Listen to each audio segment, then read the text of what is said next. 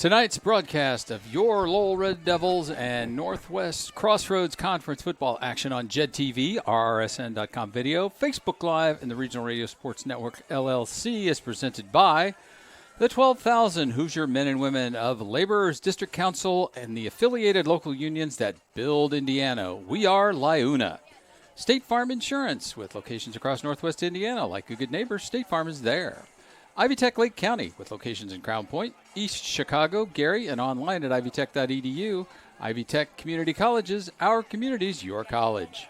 U.S. Marines at 1-800-MARINES or on the web at marines.com. Engravables between Vale Park Road and Glendale on Calumet Avenue in Valparaiso. Horizon Bank with 8 branches in Porter and LaPorte counties. McCullough Implement Company, providing the very best in farm, construction, and lawn equipment, machinery repair, and friendly service for over 80 years on West 181st Avenue in Lowell at mcagplus.com. State Farm Agent Aaron Shirkey, your one-stop shop for service and surprisingly great insurance rates, with offices located in Lowell and Cedar Lake. Mi Ranchito Restaurant, located on West Commercial Avenue in Lowell. Langen Realty for residential, commercial, farm investment, and building site realty services. George's, your pregame stop across from Lowell High School, open 7 days a week for breakfast, lunch, and dinner. Donald J. Smith, CPA, the sharpest pencil in town for the past 30 years on East Commercial Avenue in Lowell. Calbro Farms, a nursery and garden located on North Halleck Street in DeMotte. Qubit Networks, your technology advocate for security, communications, enterprising networks, and computer support. Powers Health. Community Hospital is now Powers Health. Visit them at powershealth.com.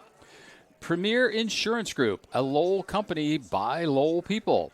Forest Ridge Family Dentistry in Cherville and online at forestridgefamilydentistry.com.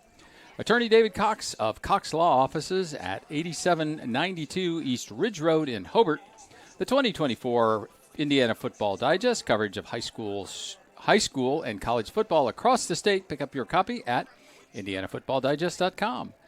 Property Management Incorporated, Northwest Indiana, the highest-rated property management company in Northwest Indiana at pminwi.com.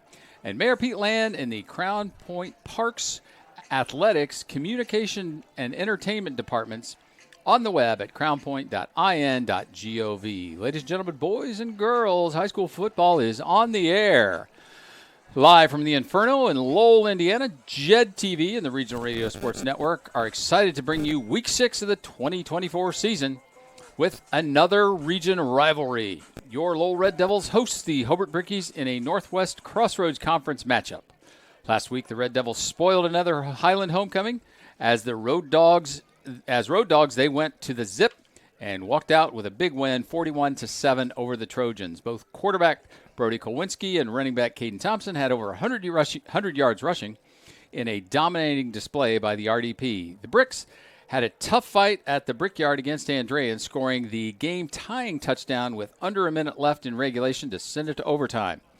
With the opening possession, the 59ers had to settle for a field goal, and the Brickies converted with a Willie Shear 5-yard touchdown run to secure the win. During what I like to call the modern Kilma era, the MKE for short, this game between these two schools has been very close. Since the 2010 season, when Coach Kilmer took over, Hobert has 9 wins, Lowell 8 in those 17 games. The Red Devils have scored 386 points, and the Brickies 366. The last sectional championship for each program, Hobert in 2020 and Lowell in 21, has come at the expense of the other squad. One major discrepancy that I found in my research, Coach K has been on the sidelines in these rivalry games for the past 15 seasons. Tonight, Hobert will have its 4th head coach in that same span of time, Eric Schreiber in his inaugural season, following Craig Osika, Ryan Turley, and Wally McCormack, who have led the Bricks. Hats off to Lowell and its recent consistency here in the region. Todd Kibbe with you tonight, and are enjoying our new spacious digs. Tony McHale with his thrilling exploitations and color commentary, joining us as usual. Additionally, we have the benefit of Ryan Matthews joining us on the board, producing this broadcast, which is just such a treat for Tony and I. as and our final member, the football coach of the Maryville Pirates, Brian Past, on camera this evening. The T Squad is in the house, and as we like to say, settle in, sit back, listen up, and let's see what happens. Tony, Red Devils got healthy last week at Highland. The question on everyone's mind, was that the turning point for what they've been looking to turn their fortunes in the right directions? What say you, my friend? I think tonight's that night, Todd. Okay. Sorry, but, I've looked at this a lot this week. As you look at the first 5 games, and Coach Kilmer, if we go all the way back to Crown Point, talked about this is a building process. He wants to see what his kids can do while they continue to compete. I think if he ever didn't just do coach speak with us, right, that he would have told you he would have been happy coming in tonight 2-3. Yeah. Highland was just overmatched last week. I think Lowell played a really good game in all 3 segments of the game.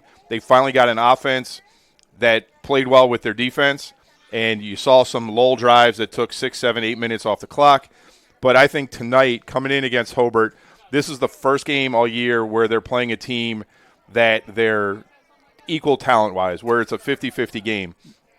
So I think what happens tonight is going to define the rest of the season as you go forward to KV, Munster, and Andrean. Right. We'll get to it, but the wild card tonight is this wind that is going to change the football game from what we've seen, probably more than the heat that we've seen the first 5 weeks of the season. We were down on the field, Todd, and the wind's coming out of the north, left to right on your TV screen. Mm-hmm. You cannot punt the ball going right to left. That ball's going to come backward. So, field position is going to be key. Who wins the toss is going to be key. Mm-hmm. And you're going to have some different challenges than just the football team that you're playing on the other side of the line of scrimmage. Well, again, let's focus on Hobert for just a second. Another first-year coach, this time Eric Schreiber, back at the top spot here at Hobert. After a 2-year hiatus in coaching, his last tenure was at Gary Westside. But now with the Bricks, the talent pool seems to be a little bit deeper for those dressed in purple and gold. And again, this is going to be the challenge for the Red Devils tonight. It's an equal team on paper, albeit a flip in the records. Hobert coming in 3-2, the Red Devils 2-3. But again, I think if you're Coach Schreiber, you got to like what you're coming into with the history and the pedicure of Hobert. Well, especially, last week they played Andrean. They beat them in overtime. They made their fair share of mistakes. They had a ball snapped over the quarterback's head. That was Andrean's 3rd touchdown. But they fought hard. They won that game. So I think they're on a wave of momentum coming into this game. Their challenge is going to be their offense is split almost 50-50, 149 yards per game passing, 132 yards a game rushing. Mm-hmm. So what happens to that 150 yards of passing? Because the challenge in the wind, Todd, is not only going into the wind and that ball dying, but the ball tends to sail when you're playing with the wind. Right. So how do you make that adjustment? How do you are you going to shorten the routes? We're watching them warm up right now. They're throwing the ball into the wind 30, 40 yards, or that's not 20 yards. So I think that's going to be the challenge where on the Lowell side, they're 90% run, right, and Coach Kilmer is going to be happy just grinding the heck out of this game. Well, and you've got the youth movement somewhat leading the keys of the ignition are in the hands of the sophomore Alex Tatum, and as you said, their passing is almost equal to their rushing, but he's got 6 touchdowns and only 1 interception, which is a great stat for a QB, let alone a first-year guy. But again, a sophomore coming in now or into this game, 6 games in, or 5 games behind him, playing in his 6th game, and knowing that he relies heavily on that component. We're watching people's shirts just kind of flap around here right in front of us. You had to tape our camera down upstairs. I taped the camera down, so hopefully Coach Past has got it secured up there. But, yeah, it's just wicked. Yeah, it's 25 miles an hour just standing there, gusting up to 35. So it's going to have a huge effect on this game.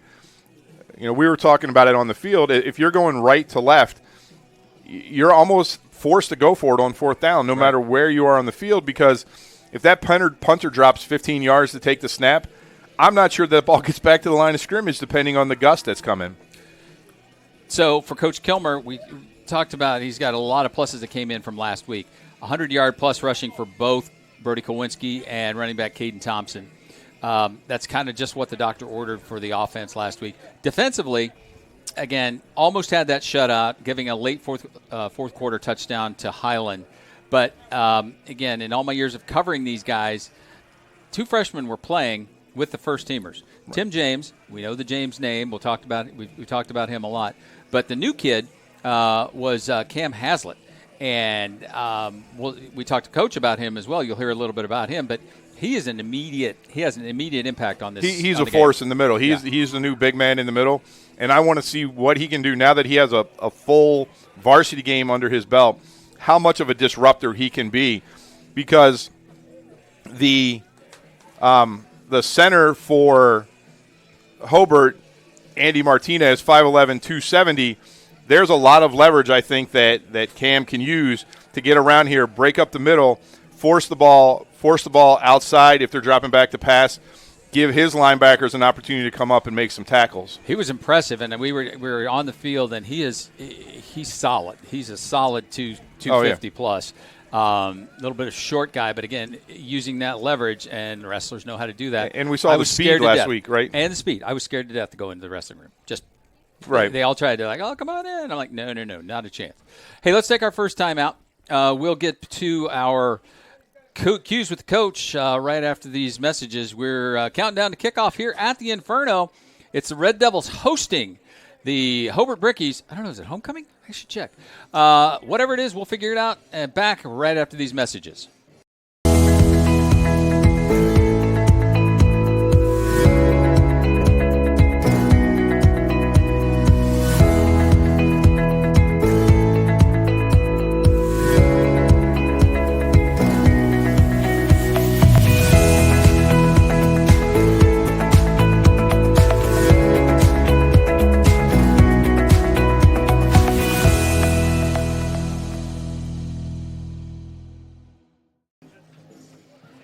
This is the end of a Horizon Bank commercial. Why show the end of our commercial at the beginning of our commercial? We think you'll find Horizon does a lot of things differently than other banks. Horizon Bank. Get a conversation started. A school that can get you in the career that is right for you. Ivy Tech Community College has over 70 career-focused programs to get you into the job that you want. Ivy Tech offers programs in the latest technologies such as robotics and cybersecurity. Demand for nurses has never been higher. In fact, more nurses have graduated from Ivy Tech than any other college. Take the first step with an affordable education at Ivy Tech Community College. Go to ivytech.edu for more information and to apply now. Introducing Powers Health, a health system with a new name and a strong legacy of caring for families in our community. One with a tradition of advanced specialized services and a vision for the future. One with a commitment to medical excellence and compassionate care. Everything we do, everything we believe, powers health. Put these lights off. Is anybody going to the game Friday night? If you're having a bad day because of bad coverage, call Premier Group, or we'll block you from disaster. Blue 42! Premier Group! Premier Group! Hut! Hut! The Premier Insurance Group, Auto, Home, Business, Life. Jim Langen, owner, 829 East Commercial Avenue in Lowell, Indiana. Call them at 219-695-3031 or email them at jlangen@premiergrpins.com. Marines. Develop quality citizens who keep our core, our country, and our communities side by side on the winning side. Not for glory, but for honor. For a code that isn't written or spoken, but lived. It's what we do. It's who we are. It's the battle cry of our fighting spirit. Battles won. See all the battles Marines fight to win at marines.com. Welcome to Cues with the Coach, where we get to spend a little time with Red Devil head coach Keith Kilmer before each game of the 2024 season. We are on the field here at the new Inferno. Hobert behind us, Lowell in front of us. Big win last week, Coach, on the road, ruining another Highland homecoming, going to their place and really putting a whooping on the Trojans. That bus ride home back to Lowell had to be a pretty good one for everybody, right? Yeah, I mean, it was nice. You know, our kids needed it, number one. They needed to show that their hard work was starting to pay off, and we go up there and playing a little outman Highland team, but we did what we were supposed to do, and you're supposed to take care of those games when you get the chance, and I thought that's what we did. Hey, offensively, you had two big contributors last week, Brody Kowinski and Caden Thompson, both going for over the century mark for the game. Now, as a former lineman, while those individual athletes are nice, the 5 guys, but I'll tell you, I'm going to throw a curveball at you. Our wide receivers blocked their butts off last week, and I'll tell you what, it turned into an edge game. Highland did a good job of clogging up the middle, and our guys out on the perimeter, they're the ones who really got after it. So defensively, I saw something last week that in all my years covering Red Devil football was a first for me. You had 2 freshmen on the field at not starting, but at a pivotal time when they weren't playing against the twos. You had both Tim James and Cam Haslett. Now, the James name is synonymous with Lowell football, so that's somewhat to be expected, I would assume. But tell us about the Haslett kid and what he brings to this program. He's a heck of a wrestler, so he understands leverage, and he's a pretty strong kid. So, playing a defensive tackle position just lends itself to that. He's got a little fire in his belly. He's got a little grit to him, and age doesn't really matter if you can play. And we're going to put the best kids out there that work hard and earn it and deserve it. And finally, about week 5, he's earned the right to be out there, and you're going to see a lot of them over the next 4 years. In looking for the first win here on the new field, we got another factor in tonight. Helene is kind of already impinging her way or imposing her will on the weather, even up here. Wind is probably 20 to 30 miles an hour. Does that change your outlook on anything, trying to get that first win here at the new Inferno? Well, we'll probably have to put that prolific passing game away for another night. It is one of you're just going to have to play some ball control and play the factors and make decisions on whether you kick off or receive to start the game, and hopefully you can not have to punt, because that's really where it's going to make the biggest factor. As long as you don't have to punt into the wind, it really shouldn't be that big of a factor. I'll give you a couple of keys tonight and come away with that first win here on the new turf. We're going to have to make sure we don't punt into the wind. We're going to have to play great defense and get a bunch of first downs and hopefully score. All right, we'll take that to the bank. We'll check those at the end of the game. And it's beautiful facilities again. Thanks so much for having us. Hey, thanks for coming out. You guys have fun up there. Take care.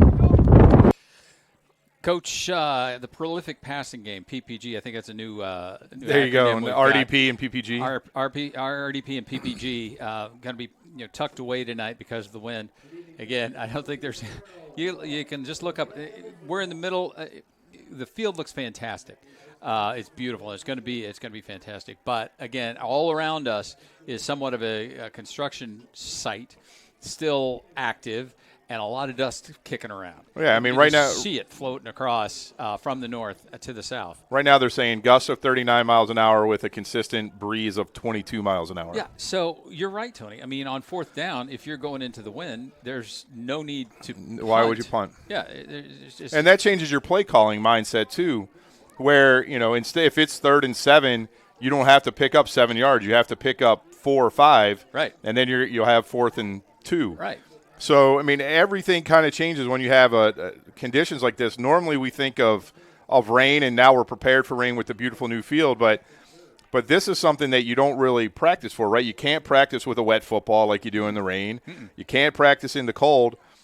This didn't come up until late yesterday, so even during practice this week, neither of these two teams had any idea of how it would affect their game plan. We watched Hobert. They were on the north end of the field, and they were running from the south to the north from about the 40 to the 20, and they were still throwing it around like they intend to. So who knows if that changed their game plan? But again, I think you mentioned it on the way down here. It's like with the weather being such a factor it is, and the type of game that you're into here, with an opponent that is somewhat equal.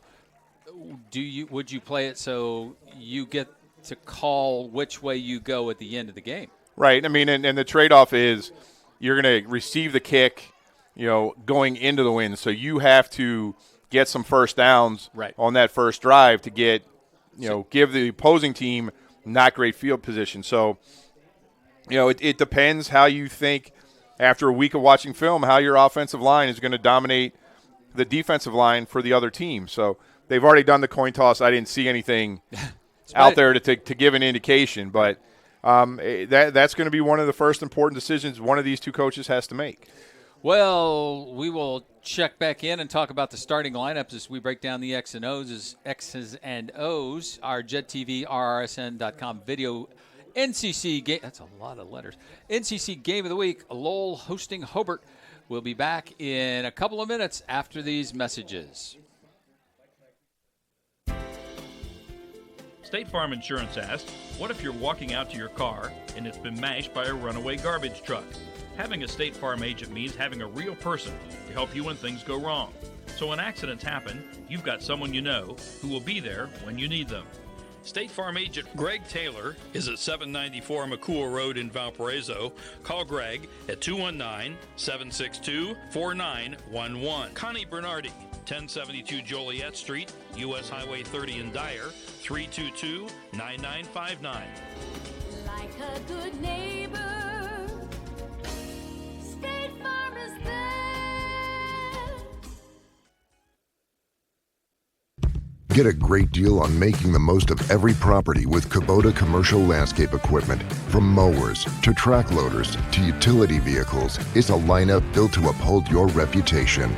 Right now, bring home the Kubota Z700 mower for 0 down, 0% APR for up to 60 months. Now through September 30th. See us or go to KubotaUSA.com for more details.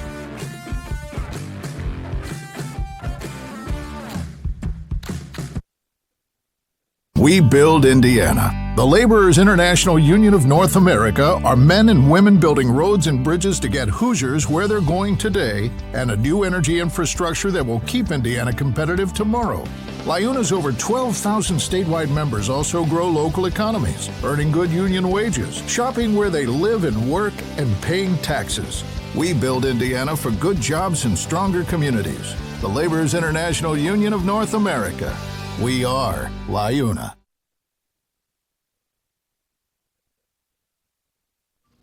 Dr. John Szymanski is an exclusive Lumineers dentist. He can give you a dramatic new smile without the painful tooth grinding of traditional veneers.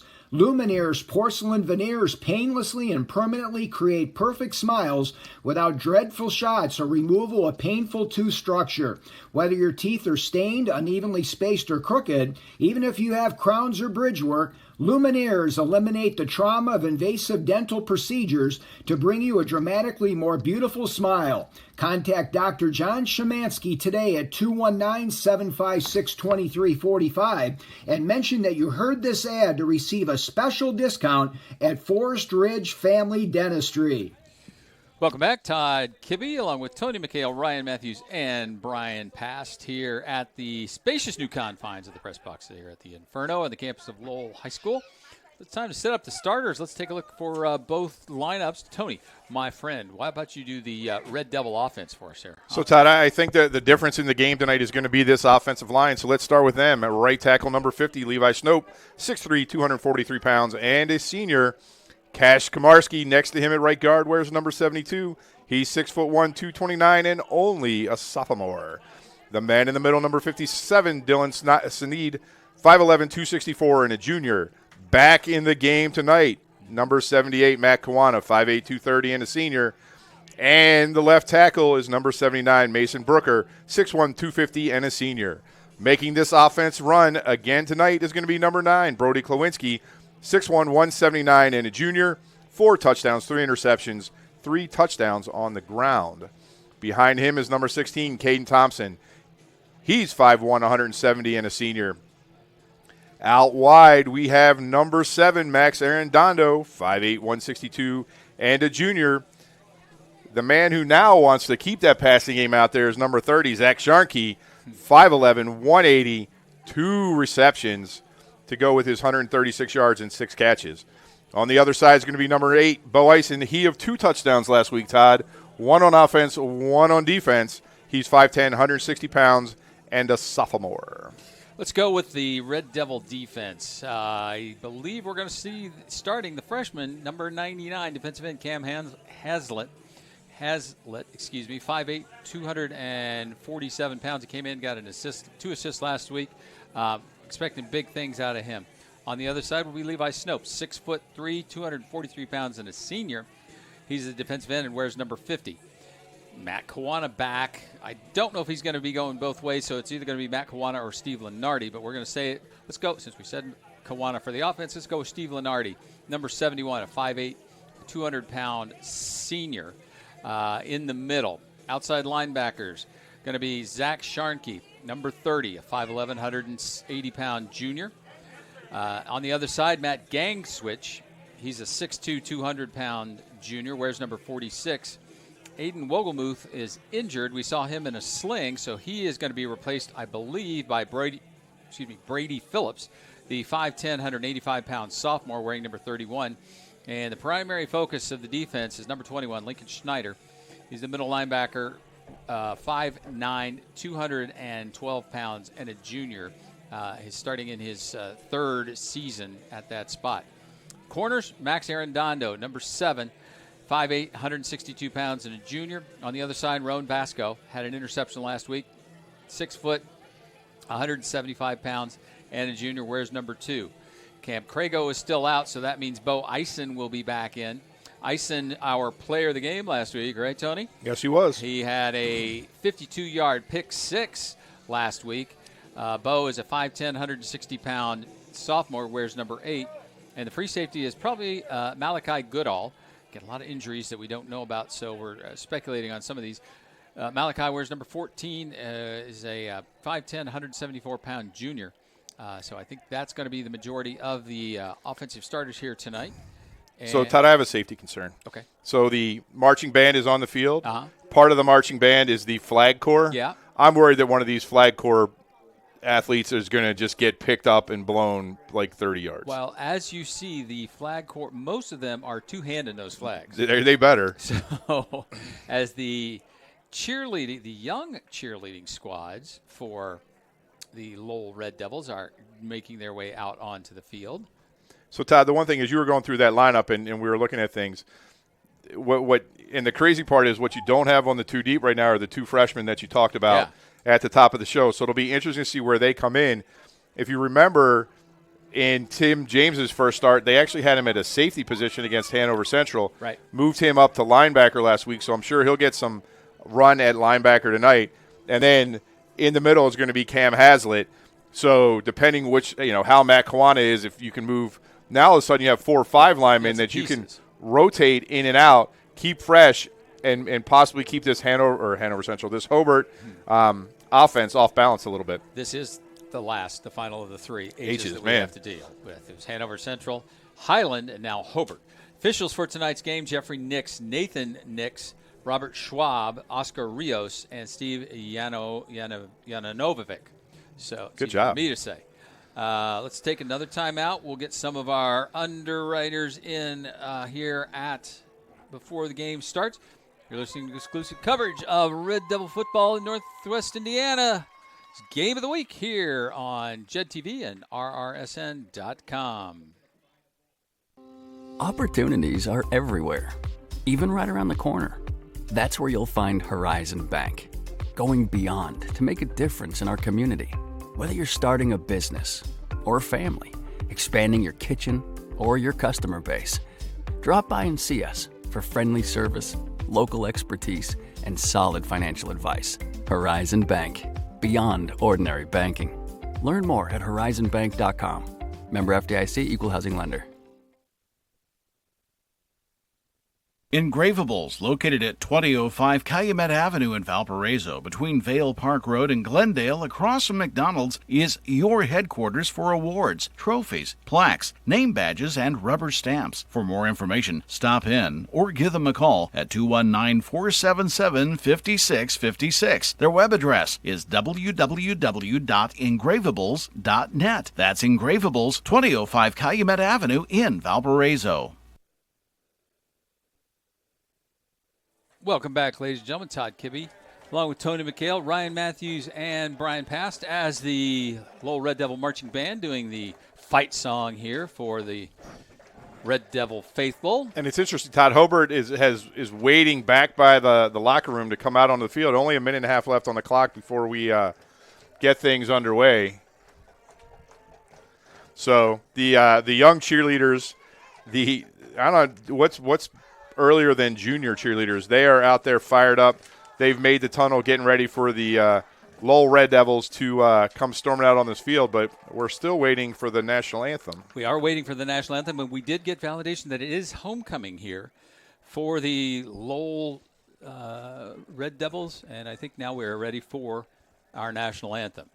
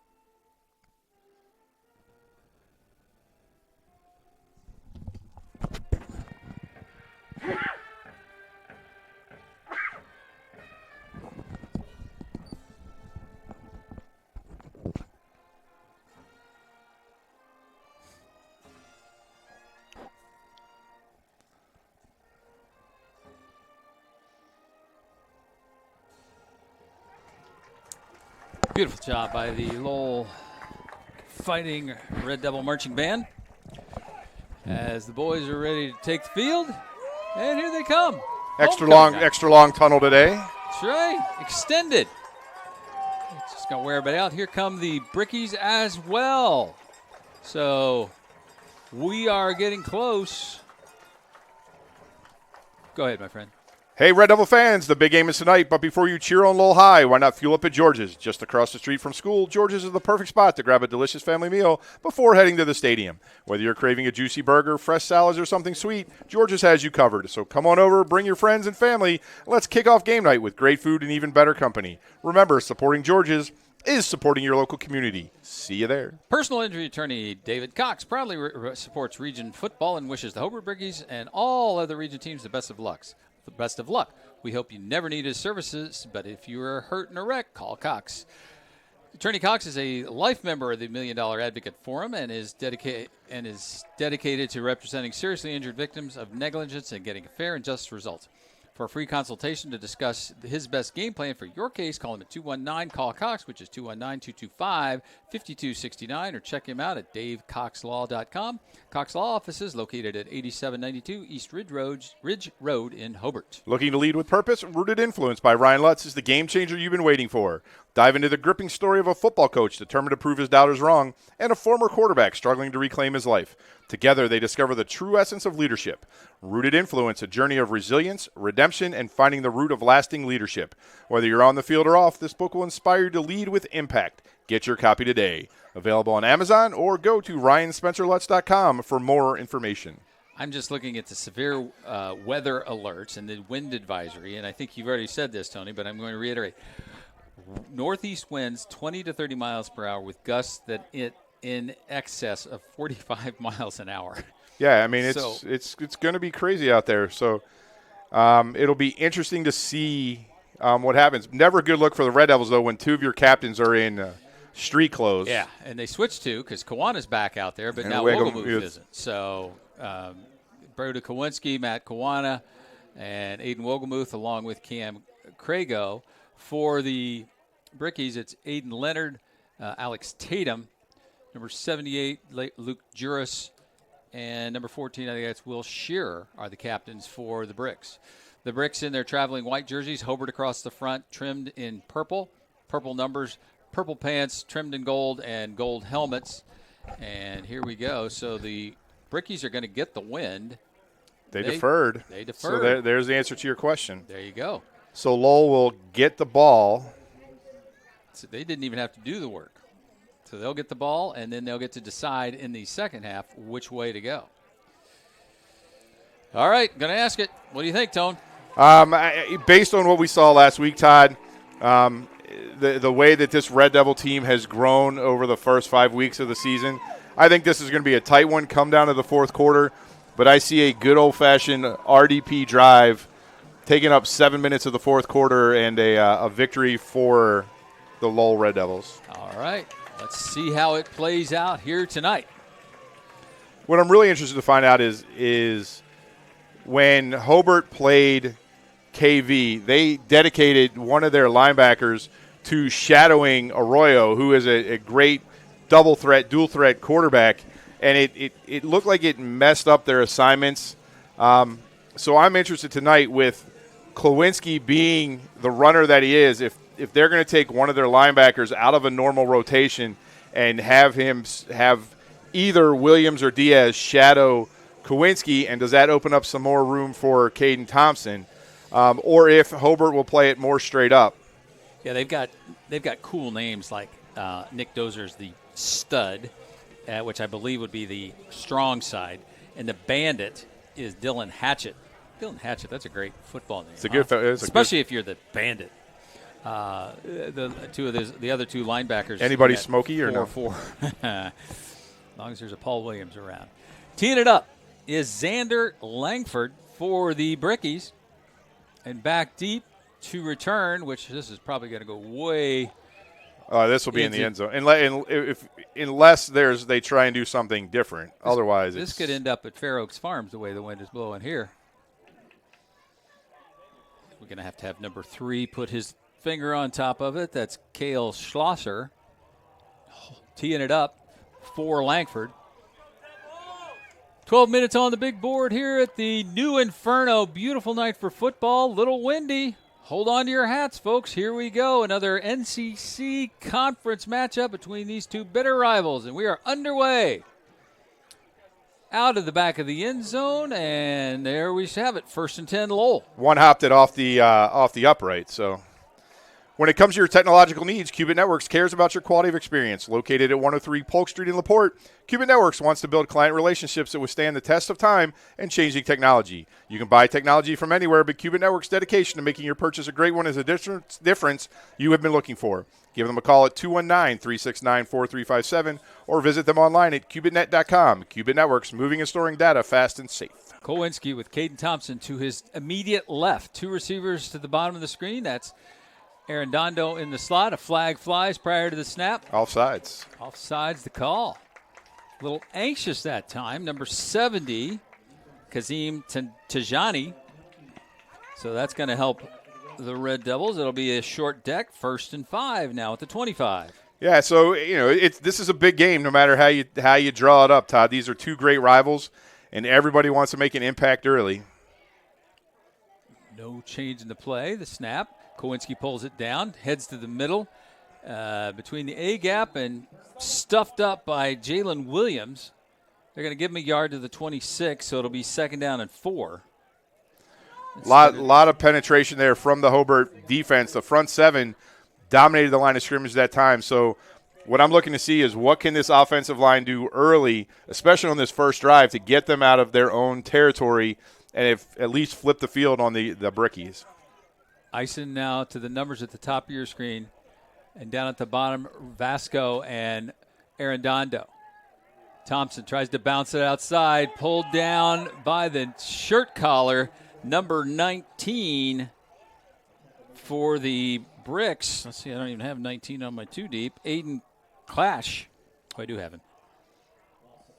Yeah, Todd, you look at number 66, Josh Diaz, 6'1", 245, playing inside linebacker. He looks like he should be playing nose tackle. Yeah. That's exactly what I saw him. I'm like, he is a big boy. Lost back to the 20-yard line, so it's going to be 3rd down and 10. Ooh, they got an electronic down marker over there, T. Yeah, I think they had it last week or 2 weeks ago. Gosh, you jealous? Pay more attention to these things. Ball in the far hash. Shotgun formation for the Red Devils. Snap is back. Kowinski tries to get around the corner. He's trying to get back to the line of scrimmage, and that's all he will do. So exactly where you didn't want to be, Todd. Right. 4th and 10. I know you said you're not going to punt, but you're going to try and punt. And right now, though, no edge. Oh, no, maybe not.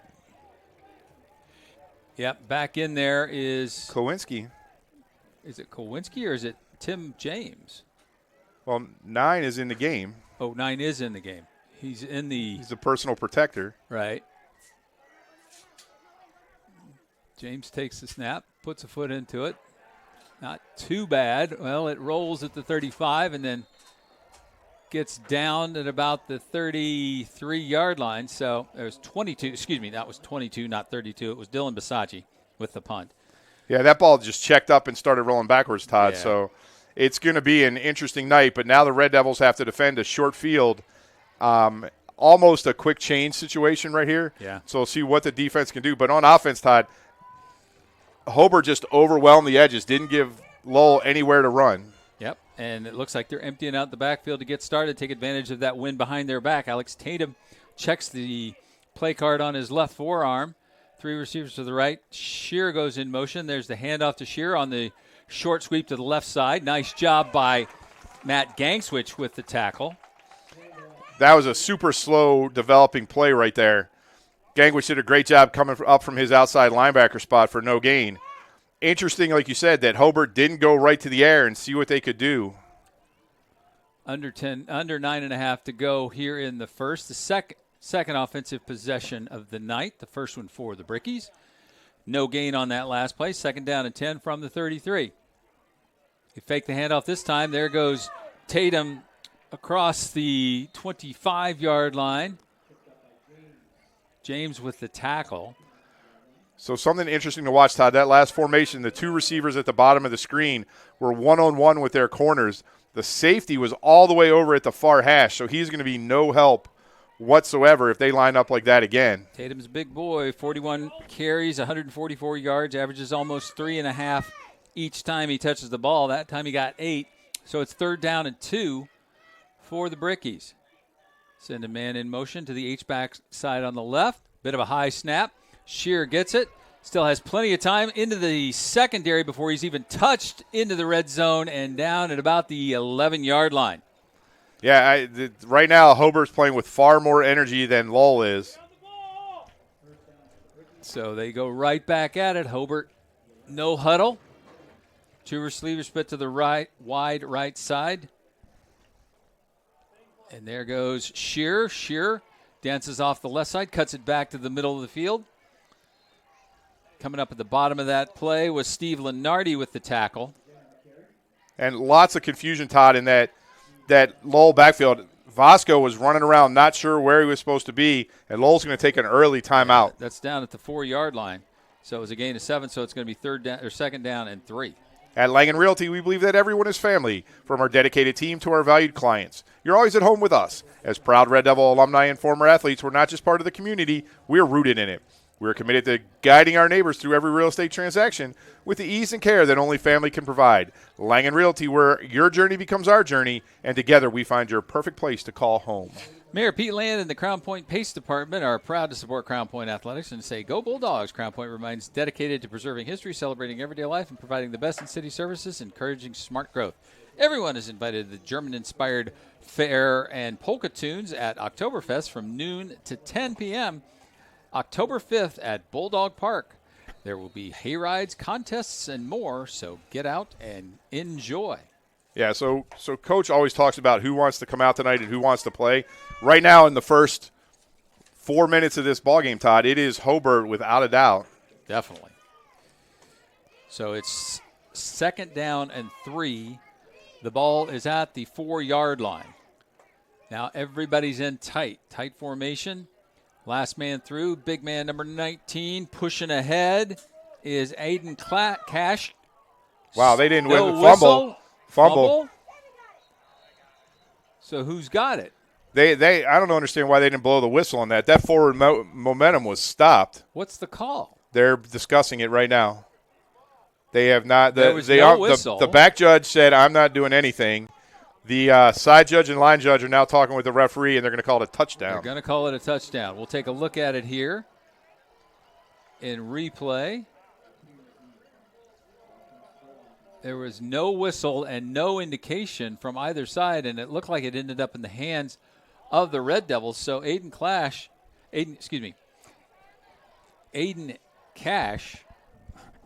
with the touchdown. So in to attempt the extra point will be Xander Langford. Holding is going to be Connor Stafford. I think Logan Peters is the long snapper. Snap is back. The hold is down. The kick is up. And, he got that one through. So a 4-yard touchdown run by the sophomore, 6'4", 225-pound Aiden Clash. Gives us our first score of the night, 7-0 Hobert, 7:57 remaining here in the first quarter. Where can you get good neighbor service and surprisingly great insurance rates? At State Farm, because State Farm agent Aaron Shirkey is your one-stop shop with offices in Lowell and Cedar Lake for the service you deserve at the price you want. So stop looking around. State Farm agent Aaron Shirkey is ready to help. Call 219-690-1100 for your surprisingly great rates today. Like a good neighbor, State Farm is there. Individual premiums will vary by customer. All applicants subject to State Farm underwriting requirements. 5 plays, 33 yards. I had the time 1:59, 58, something in there. I didn't get the start of it. It was Aiden Cash with the 4-yard touchdown run. Langford came in, added the extra point. Hobert has the early lead, 7-0 over the Red Devils. Yeah, Todd, that was even though short, impressive drive. They did anything they wanted, inside, outside. All running plays. Their offensive line did what Lowell's offensive line couldn't do and dominated those 5 plays. Hi there. Did you know that PMI NWI is the highest rated property management company in Northwest Indiana? Whether you own your own property or multiple, we're here to make your life easier. No contracts required. Let Property Management Incorporated handle the headaches while you enjoy your investment. Visit us at PMINWI.com or call us at 219-318-1244. And let's see how we can get the most out of your properties. Oh, and don't forget to check out our reviews. So once again, Langford has it teed up. This time, holding will be Stafford. Gutierrez is back deep again for the Red Devils, along with Colton Scott. I would expect somewhat similar to the same. Gutierrez is going to take it at the 1. Good return. Gets to the 20, 25. Brought down by number 3. That's Cale Schlosser with the tackle at about the 26-yard line. So basically where the Red Devils took over after their first offensive play at the 26. But, Todd, this is what Coach was talking to us about at the beginning. You have to do something offensively here. You cannot give Hobert a short field again and with the win. So 7:50, you got to run some of this time off the clock right now. Arredondo in the slot at the top of the screen. Eisen at the bottom. There's Kowinski. And just eating that up as the defensive end. 58 on the tackle. That's Pat O'Connor. Nowhere to go right now for Lowell. They have to figure something out. Last week they lived on the edge, but right now there's nothing inside, and their 2 plays they tried to run outside ended up costing them 6 yards. Yeah, and this is the again, the short field, the wind factor. This is not what you wanted to see happen if you're the Red Devils. So Sharnke is the H-back spot on the left side. They go to Caden Thompson. He gets hammered again. There's the inside linebacker, Josh Diaz, the 6'1", 245-pound junior with the tackle. He gets another yard. Oh, no, they're not even getting that. No gain on the play. So it's going to be 3rd down and 9. And this is where you're going to have to take a chance, Todd, and throw this football. Oof. Probably not long, but look for your guy, number 30, your blanket the last couple weeks, Sharnke. See if you can get him the ball out by the right hash mark somewhere and see if he can't pick up a first down yards after catch. I think those gusts that they were talking about just kicked up because I'm looking at the dust against the lights on the other side. There's the fake handoff. Kowinski cuts it back. He's going to have first down yardage. Nice job by the junior all the way to the 37-yard line. Tackled that time by number 31 for the Brickies. That's Nick Dozer. But a first down for the Red Devils. And great read on that zone read. This over-aggressive Hobert defense right now, you need something to do to change their eyes, to make a move. By running inside, you've let them just attack. That time you saw the entire right side of the defensive formation go after Caden Thompson, left a gaping hole for Brody Klowinski. Eisen at the top. Arredondo in the slot. At the bottom of the screen is Vasco. There's the fake handoff to Arredondo, and they do the quick dive to Thompson, and he is just eaten up. Diaz is right there again. Yeah, there's nothing in the middle right now, Todd. I think they have to throw the ball here. I know it's hard going into the wind. Actually, that was Castillo with the tackle, number 62, not number 66. Second down and 10. Under 5.5 to go here in the first. Hobert scores on their very first drive, 33 yards. This is the Red Devils' second offensive opportunity of the night. Homecoming here, 2024 for Lowell. Thompson tries to get around the corner, puts his shoulder down. Again, Pat O'Connor's defensive end turns him in and then just takes him down. Well, Todd, you saw that there was one wide receiver, basically one blocker out there, and you had 4 brickies flow to the play. Like you're going to have to counter something because there's just, especially coming to the short side like that. Yeah. You had the sideline and 4 brickies for one wide receiver to block. It's just not going to work. So Vasco at the bottom, Thompson in the backfield, Sharkey now in the slot, the near slot, with Arredondo and Eisen out wide to the right side. Kowinski sets, almost lets it go. Caden Thompson cuts it back, gets some positive yardage, falls ahead to the 45, across the 45-yard line. That's where they're going to spot it. So it's going to be fourth down and 3. And here comes 22, Dylan Bisacci onto the field. Huh. At the 45. Interesting. I'm a little confused by that, Todd, honestly. You ran that play, you picked up a nice chunk of yards, made it a manageable fourth down, and you're gonna pick up the line judge over here is kicking number 18 off the field for an equipment issue. Something with his equipment. Number 18 is Bryce Tolliver, a 6 foot, 175-pound sophomore. Might not have knee pads. I think he was pointing at his knees. Oh, he had to pull him down. Yeah. Still have to have knee pads in high school. Right, Ryan? Bisacci. Nice. Good job.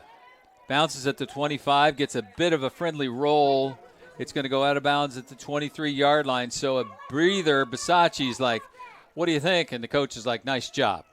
Did you miss the start of fall semester at Ivy Tech Community College Lake County? You can still enroll in classes that begin in October. Our next set of 8-week classes start October 21st. This means you have time this year to earn credits towards your degree or certificate. Whether you're fresh out of high school or a working adult, Ivy Tech has flexible programs that fit your schedule and budget. Visit ivytech.edu to enroll or apply. Call 219-392-3600 or visit any of our locations in Crown Point, East Chicago, or Gary. Let Ivy Tech be your first step to success. Donald J. Smith, CPA, 1230 East Commercial Avenue in Lowell, has been servicing the tax and accounting needs of his clients for the past 34 years. You can reach the sharpest pencil in town at 219-696-1040 or on the web at donaldsmithcpa.com. First and 10 for the Brickies at the 23-yard line. Shear fakes the handoff, but to Tatum. Tatum dances around, gets 10 yards and more. Crosses the 35-yard line before he's met by big number 79. That's Mason Booker. I mean, Tatum weighs 200 pounds, Todd, but he was just bouncing off of tacklers like he weighed 245. Lowell just trying to knock him over. They got to bring their arms and get him on the ground. 13 yards on the pickup to the 36-yard line. A lot of folks went for the fake to Shear that time. Cash comes in motion. Freshman. Hazlitt is going to get whistled for the penalty, so it's still going to be first down, but 1st and 5 now at the 41. So you just can't afford to make these kind of mistakes, Todd. This is. Hazlitt's tapping his head. Clock continues to wind. Tatum still looking at the forearm. Cash comes back in, sets up right behind the guard and tackle on the right side. Here's a pass. Cash sets up, lets it fly, going deep, looking long, in and out of the hands of Aiden Leonard. Good coverage over there, Todd. Thought there was a little bump by Tim James, but he got away with it. So we talked about James at the top of the show, Todd. It appears that they have him more safety tonight than linebacker, at least at the moment. And you have Chandler and Arredondo out there as corners. Well, you've gone you're playing a cover 2 now because you're only working 3 linebackers with the injury to Wogelmuth. So it's 2nd down and 5 at the 41. Tatum slaps, hands off to Shear, dances around through the defense into the backfield and all the way into Red Devil territory down at the 39-yard line. Tim James there to make sure the touchdown-saving tackle doesn't go any further. Todd, wow. James was the only one who touched him. He was. He went through the entire line and linebackers without getting skipped to the loo, my darling, because he breathed was just without getting left breathed right. on. The front 5 right now for Bricky. The Brickies are just dominating this football game. They already have. On a windy night, they already have 66 yards rushing on 7 carries. 2:22 remaining here in the first. Got to stop the bleeding here. Shearer, they fake the handoff. Tatum pulls it down. He sandwiches a couple of Red Devils and splits them. That was Booker along with Schneider, but he gets to the 31-yard line, so a gain of 8 on the play. It's 2nd down and 2. Big chunks of yardage here for the guys in white and purple. Yeah, Todd, so far they have 3 double-digit carries, 14 on the first drive, 13 on the first drive carry on this, and 20 on the previous carry by Shearer. I mean, they're chunking it out. Leonard goes in motion, looking left, the righty. Over the middle, he's got Leonard, and he overthrew him. Well, you can see how that's the problem going with the wind. Yep. Is the ball just has a tendency to sail. But the way they're running the football right now, I don't think that's a problem. They still have a minute and a half to go with the wind. They get the play in to the sophomore. Good-looking sophomore, man. I mean, they're pretty young too, Todd. I mean, yeah, they are. If you look at the dust across the field, you can see it just kicking up under the lights here. Logan Peters moves to the left side now in the H-back spot. Behind him comes Max Pickett. Pickett, their primary runner on the season, gets down to the 24-yard line.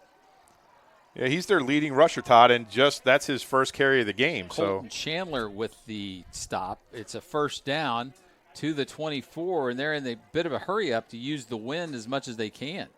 Although right now, I mean, it doesn't make I mean, it's not making much of a difference. The wind might be the only thing that's able to stop the running game. So 1st and 10. Tight formation. 2 receivers at the top of the screen for the Bricks. A bit of a snap to the outside. They go underneath. It's a little pass underneath to number 17. That's Connor Stafford with the catch and run. He gets inside the 10 down to about the 8-yard line. So it's going to be 1st and goal. Just doing whatever they want to do right now, Todd. That was a nicely designed play. You rolled Tatum out. He looked like he was going to run it. You forced the linebackers to come up, and then he just dumped it over the head to Stafford, who had snuck out. 51.1 seconds remaining here in the first frame. Hobert already up by a touchdown, looking for more. Tatum moves Cash to the left side. Hand off to Pickett. Pickett, again, untouched, looking for the end zone. Touchdown, Brickies. An 8-yard touchdown run for Max Pickett, his 7th of the year. And the Red Devils will take a look at it once again, just off the left side. And he barely gets touched. Just too easy for the Brickies right now. They have not been stopped at all by this Lowell Red Devil offense. It's not until they get to the linebacking core where he's actually touched, and it's already too late by then. And the benefit is they'll get to kick off with the wind again. Yeah, 45.8 seconds. Snap is back, the hold is down, kick is up, and it is good.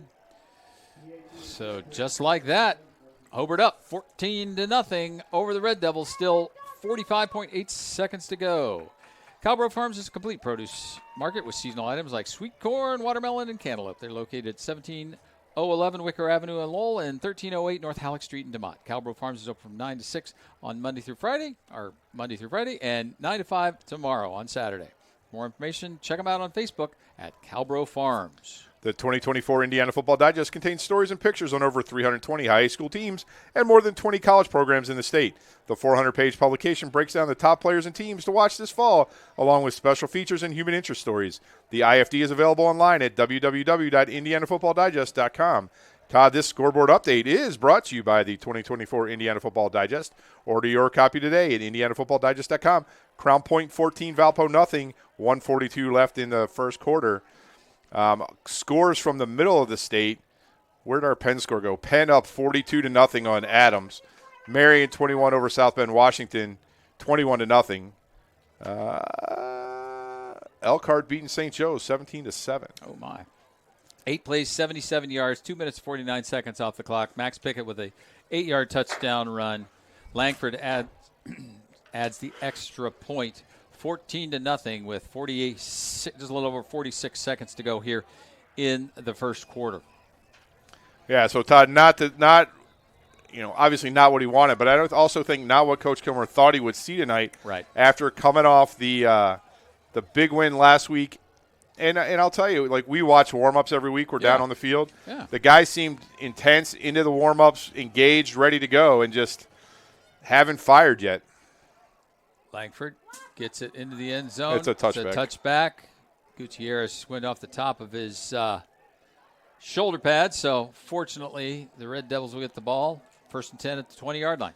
Yeah, you got to run one play. Well, depending how quickly they get tackled, you got to run one play here before you get the wind. But I like the pass play they ran on the last drive to Thompson. Got him outside quickly, almost a long handoff, and he was able to pick up 5 yards. So I like to see something else like that. You're not having any success running up the middle against those linebackers, Williams and Diaz, so try something different. Got to mix it up. So we will see as the Red Devils now have their third offensive possession. This one starting at the 20-yard line. They fake to Thompson. Kowinski with nothing doing. So, Todd, I'll tell you, where is he? Who do you got? Oh, there he is. Dylan Hatchett right now is just running free. So that time, Lowell had 2 receivers on the left-hand side of the formation. No safety back for Hobert. Hatchett was just there. To stop that running play as it came in. There was nobody to block him, and he just blew up the play. They're going to have to run one more play. Yeah. They're taking a timeout. Who'd you have on that, Todd Thompson? That was Thompson. No, that was Kowinski. He faked it to Thompson. Thank you. Sorry. My apologies. Again, personal injury. Oh, sorry. No, you go. You go. No. You go. No, go. Age before beauty. Oh, damn, that hurts. Personal injury attorney David Cox proudly supports Region Football and wishes the Hobert Brickies and all Region teams the best of luck. We hope you never need his services, but if you're hurt in a wreck, call Cox. Attorney Cox is a life member of the $1 Million Advocates Forum and is dedicated to representing seriously injured victims of negligence and getting fair and just results. For a free consultation and to discuss his best game plan in your case, call or text 219-CALL-COX, which is 219-225-5269, or check him out online at davecoxlaw.com. Cox Law office is located at 7892 East Ridge Road in Hobart. So, Todd, they're going to have to find a way to block the bandit, Dylan Hatchett, because right now Hobart is so confident that Lowell's not going to throw the football that there's nobody further back than 5 yards off the line of scrimmage, right? If you can get past Williams and Diaz at the linebacker, so watch, there goes Hatchett. He starts in the middle of the field, then he goes to the right, and they're just not accounting for him. There's nobody there to block him, right? You don't normally think about blocking the free safety. Coach is on fire with the side judge. There goes Kowinski. Kowinski with a nice job, dives ahead. Great tackle that time by Nick Dozier, the stud. And that's going to end the first quarter at the 25-yard line. So when we start here in the second, it'll be 3rd down and 5 at the 25. But the field will be flipped. Now you want to do Scott Miller? I'll do it, yeah. I like Scott Miller. Sure. In the market to buy or sell a home in Northwest Indiana, look no further than Scott Miller Realtor. Scott Miller is a 5-star rated broker with numerous awards and accolades, such as top 1% of all teams within Berkshire Hathaway nationally and the Pursue Realty Group's top producing agent. Scott Miller, who was born and raised in Northwest Indiana, is a family man and philanthropist. If you want results, call Scott Miller at 219-263-3039 or visit his website at listandbuywithscottmiller.com. You know what time it is. It's Scott Miller time. Scott Miller time.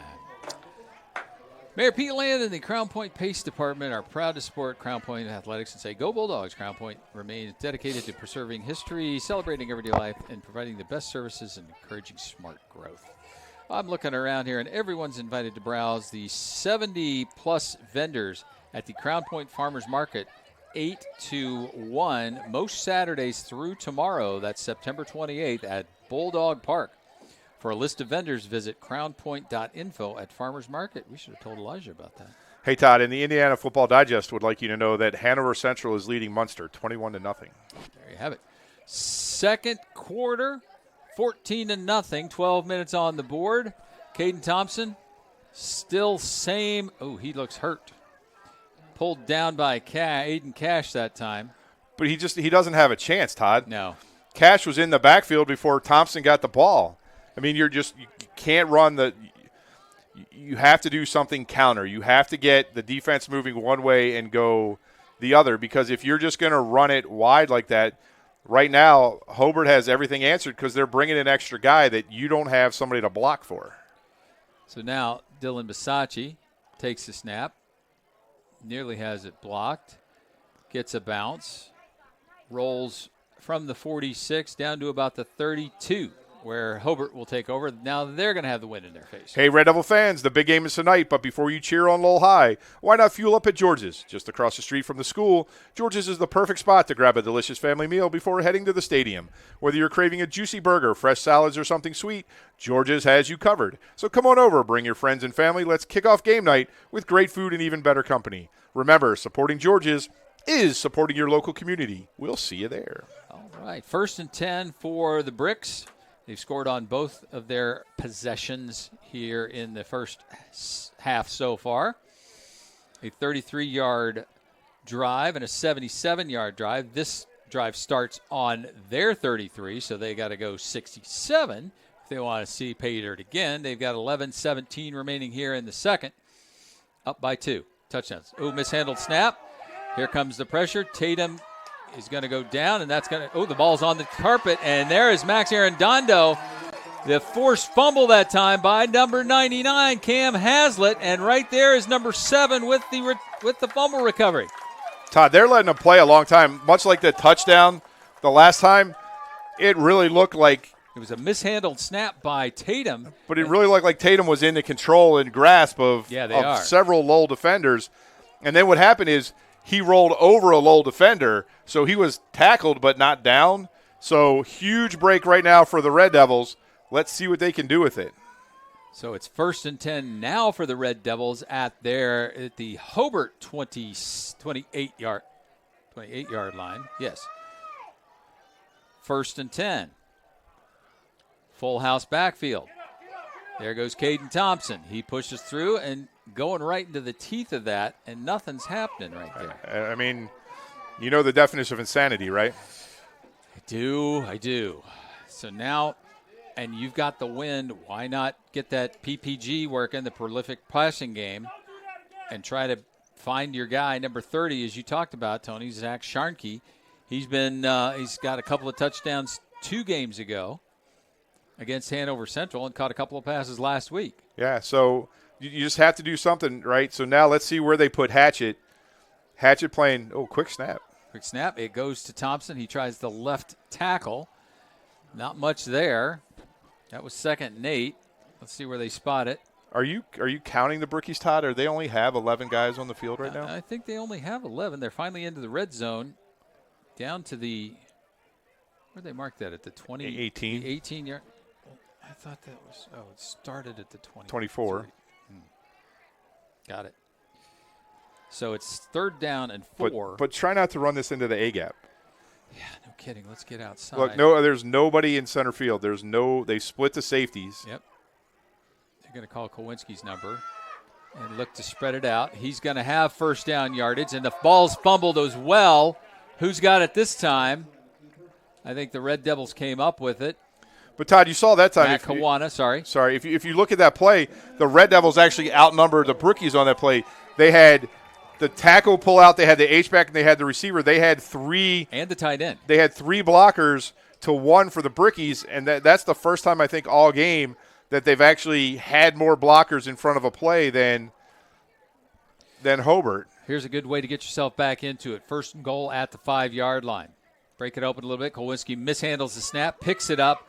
Here's the scrum. We've been seeing this a lot, not only tonight, but also at the other levels on Saturdays and Sundays, Thursdays and Mondays, seeing it as well. Everybody seems to get, the referees are seeming to hold that whistle just a little bit longer. It looks like he got it down to the 2-yard line, so it's going to be second goal. Sorry, I'm talking to you about second goal at the 2.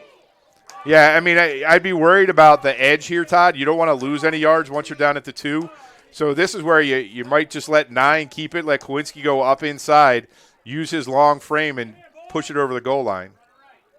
Going to go right. Kowinski gets spun around, looking for the end zone. Touchdown, Red Devils. He actually got pushed into the end zone by Hobert that time, Todd.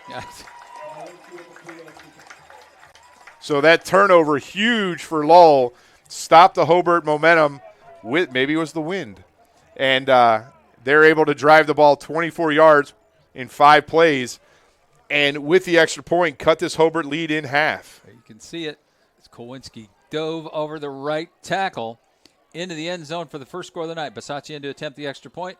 End over end kick. It's good. So we got ourselves a ball game. 8:44 remaining here in the first half. The Red Devils cut the lead in half, 14-7 on a 5-play, 24-yard drive. The final 2 yards by Brody Kowinski, his 4th touchdown rushing of the year.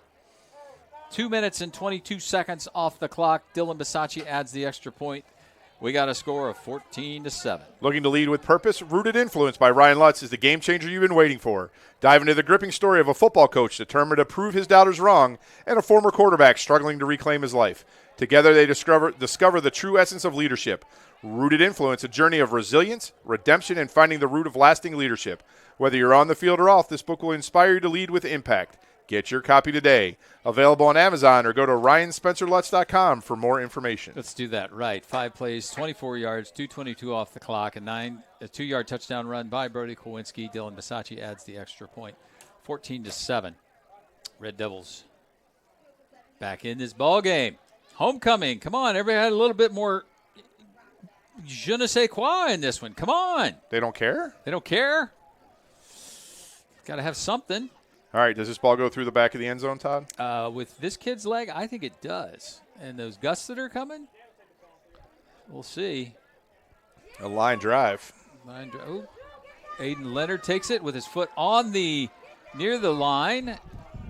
McNorton will come up with the tackle at about the 29-yard line for the Red Devils. But great field position. Good field position for the Brickies. I mean, kick it out of the end zone, right? That you gave an extra 9 yards. And that was a line drive. It was you would have thought that with little height on it that it would have gone a little bit further, but it ended up costing you because there was no height on it. Your coverage team took a while to get down the field. Dude, how good is it that we have a producer here tonight that can turn the He's lights awesome. off? But Todd, I'll tell you that the dust you mentioned earlier kind of looks like a snowstorm. If it was, it does. If this was early November and we were having some flurries. So now the wind seems to have picked up a scotch. Tatum in the gun. Cash comes to the left side. Shear or Pickett? That's Shear. Again, he's getting untouched until Tim James gets him, and that's almost 9, maybe 10 yards to the 38-yard line. Yeah, the offensive line, I can't say it enough, is just doing a great job for the Brickies, pushing the Lowell defensive line all around. Hazlitt hasn't had the impact so far that we thought he might. Right. And I'll tell you, Pat O'Connor looks like a twig down there, and he's 205 and 6 foot at the left guard. There goes the ball. Ball's on the carpet again. Oh, and there's a struggle for it. I think nice job by Connor Stafford to get it with the second and third effort that time. He was going on the jet sweep around the right side.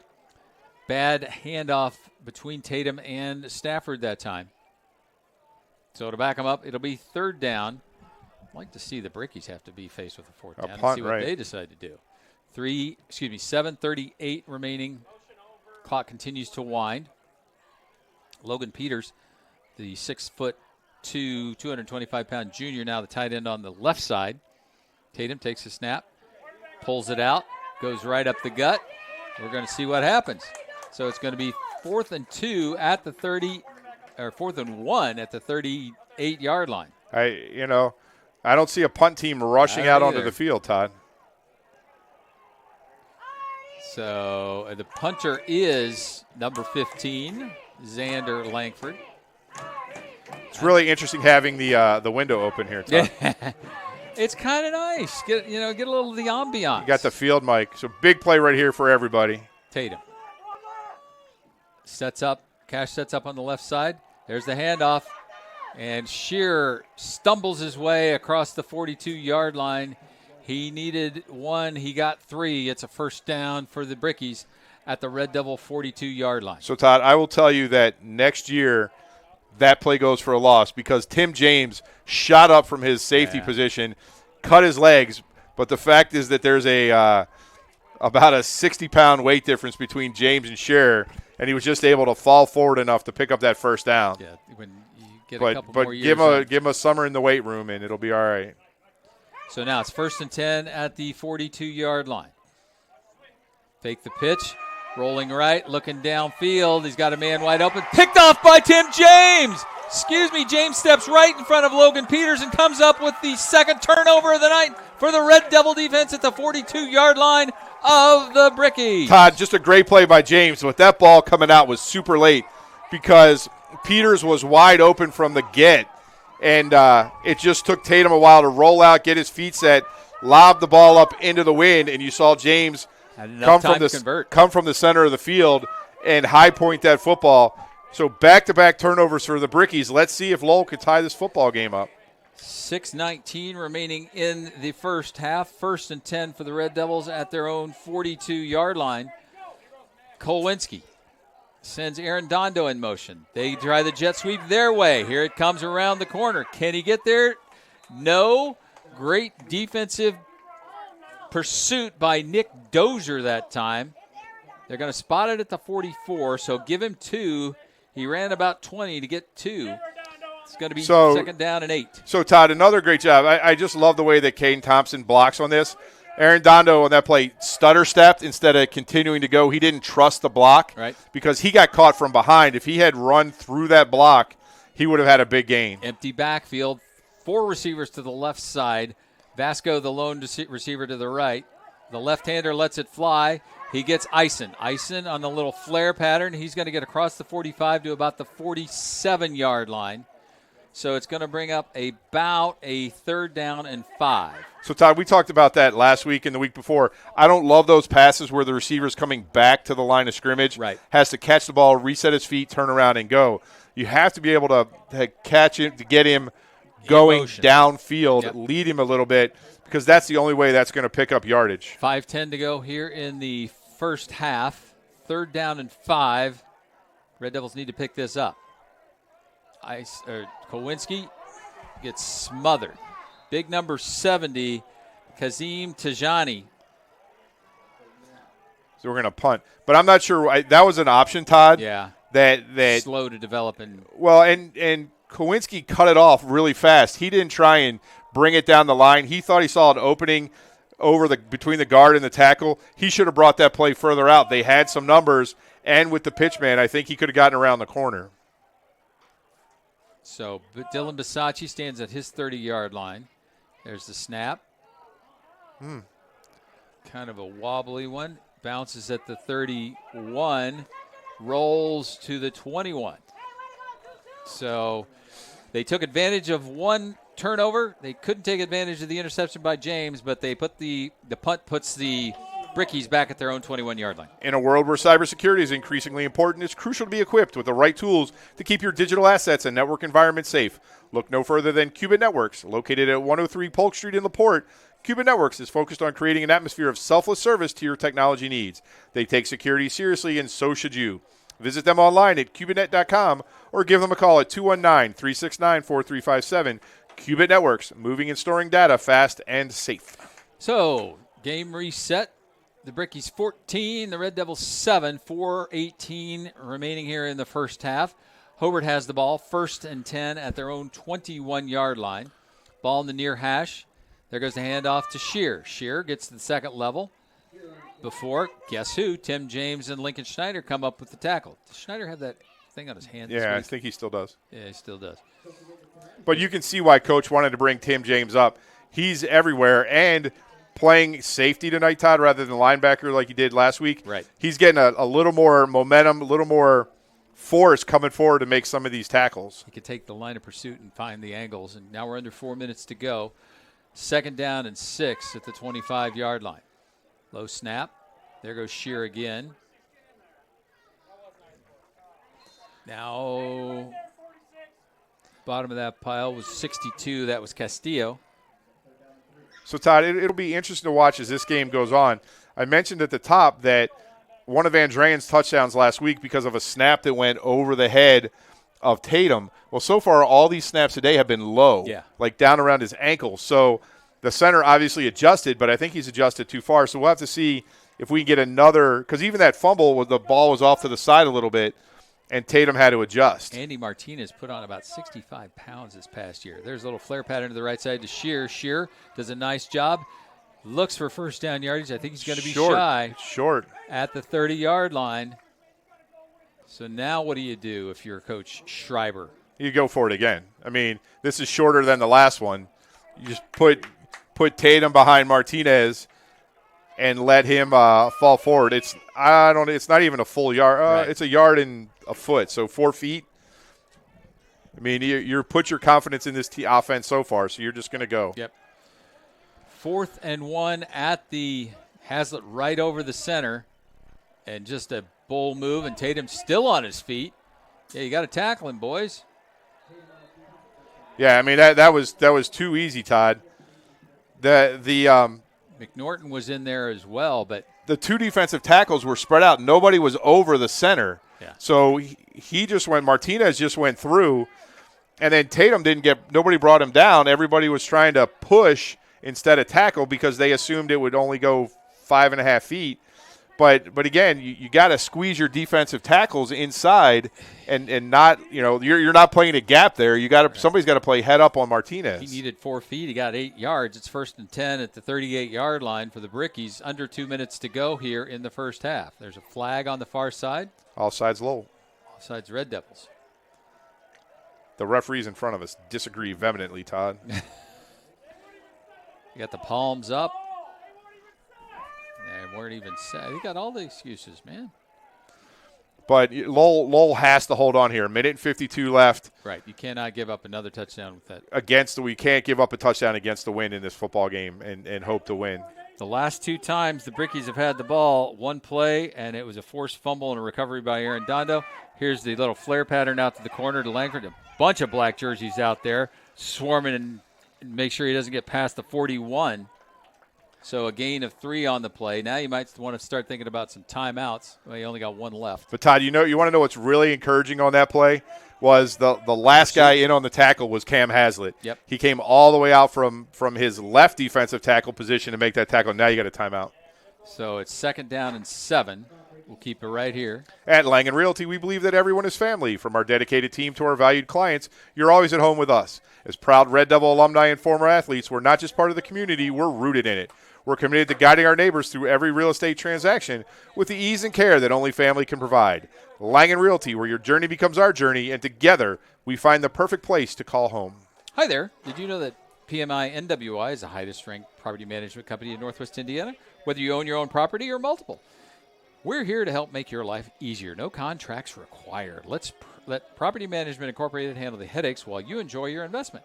Visit us at www.pmi.com, PMINWI.com, or call 219-318-1244, and let's see how we can help you get the most out of your properties. Oh, and don't forget to check out our Google reviews. Second down and 7 at the 41-yard line. Here goes the inside handoff to not Langford. That was Stafford. To the 44-yard line. A gain of 3 on the play, so it's going to be 3rd down and 4. Todd, it's almost like it's rainy out there. Yeah. The ball just looks slippery the way everybody's mishandling it. Tatum had a problem handling that, messed up the timing of that play a little bit. So now you're 3rd down. You're really in passing territory. High snap. Shearer with gang switch right there at the 45. Brings him down. It's going to bring a 4th down, under a minute to go. Timeout called by the Red Devils. They used their final timeout. So nice job by gang switch. Great job, Todd, because that was an arm tackle. He had to reach out and bring him down with just his left arm, or else that would have been another 1st down for the Brickies. So they've got the ball at the 45-yard line. It's going to be 4th down and 3. 51.5 seconds to go. The clock will stop if the Brickies don't get a 1st down with the change of possession. So just from a game management point right here, I know you have great confidence in your running game right now and Will Shearer, but with 51 seconds left, knowing that Lowell doesn't pass the ball very well, do you just punt the ball? Even if you get 20 yards on the punt, it's at the 35, not the 45. Well, they are setting up Whiting. Yeah, they're going to go, but I'm just wondering. No. I mean, you've got guys. You got Langford, Stafford, and no safety over the top on the right side. There goes Shear. They fake the run, and there comes Tatum, and he gets into Red Devil territory down at the 45-yard line. Tim James with the stop, so he gets 10. It's 1st and 10. There was a huge hold inside that the referees decided not to call. Clock continues to wind here. Red Devils need to tighten up a little bit. 38 seconds. Tatum gets the play, sends a man in motion. There's the fake. Here comes the hit. Nice job, McNorton with the hammer. Tatum a little slow to get up too, Todd. McNorton coming from the backside. Tom McNorton, a 6'1", 195-pound junior. You want to play high school quarterback? Play high school quarterback, huh? 10th play of the drive coming up. It's going to be 2nd down and 10 with 27.6 ticks. And I'll tell you what's going to start working, Todd. He was looking that time at Hazlitt. Hazlitt's getting double-teamed already as a freshman. Yeah. So that's freeing up some space for some of these other Lowell Red Devil defensive linemen and linebackers to get in there. So no safeties, Todd. Everybody's spread out. Hazlitt's right over the center.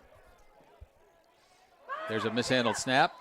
McNorton right on top of it. It's probably going to take us to the end of the first half. But that's what I was talking about, Todd. Those snaps coming back from the center right now are iffy at best. Timeout on the field called by the Brickies. Why not? You can't take them with you.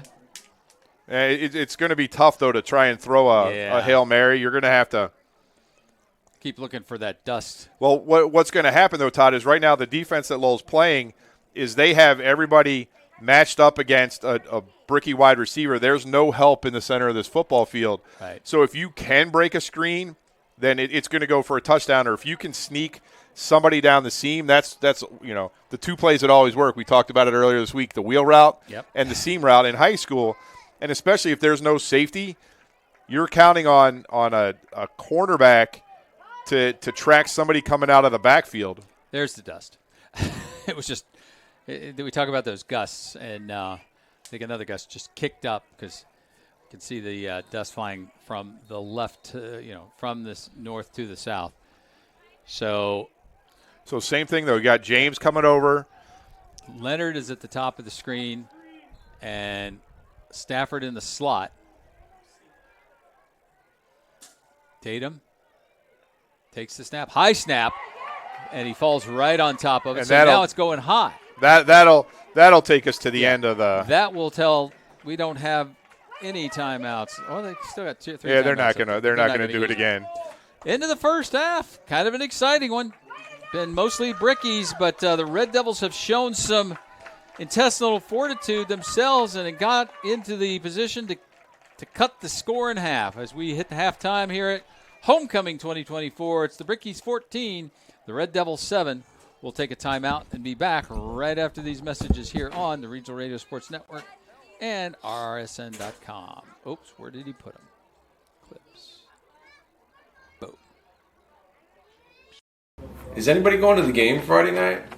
If you're having a bad day because of bad coverage, call Premier Group, or we'll block you from disaster. Blue 42! Premier Group! Premier Group! Hut! Hut!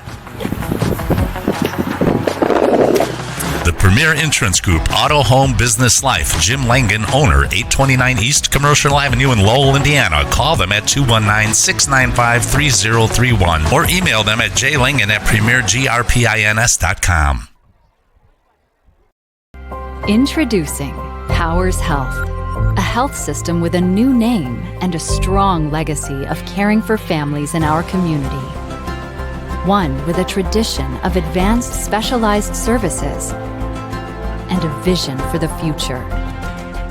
One with a commitment to medical excellence and compassionate care. Everything we do, everything we believe, powers health. Develop quality citizens who keep our core, our country, and our communities side by side on the winning side.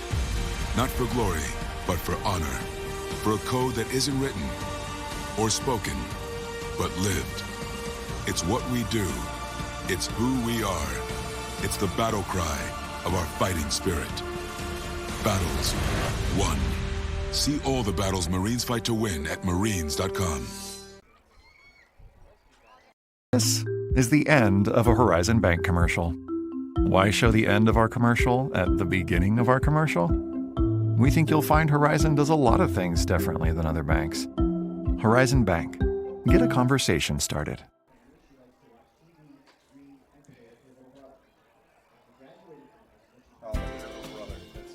State Farm Insurance asked, what if you're walking out to your car and it's been mashed by a runaway garbage truck? Having a State Farm agent means having a real person to help you when things go wrong. So when accidents happen, you've got someone you know who will be there when you need them. State Farm agent Greg Taylor is at 794 McCool Road in Valparaiso. Call Greg at 219-762-4911. Connie Bernardi, 1072 Joliet Street, U.S. Highway 30 in Dyer, 322-9959. Like a good neighbor, State Farm is there.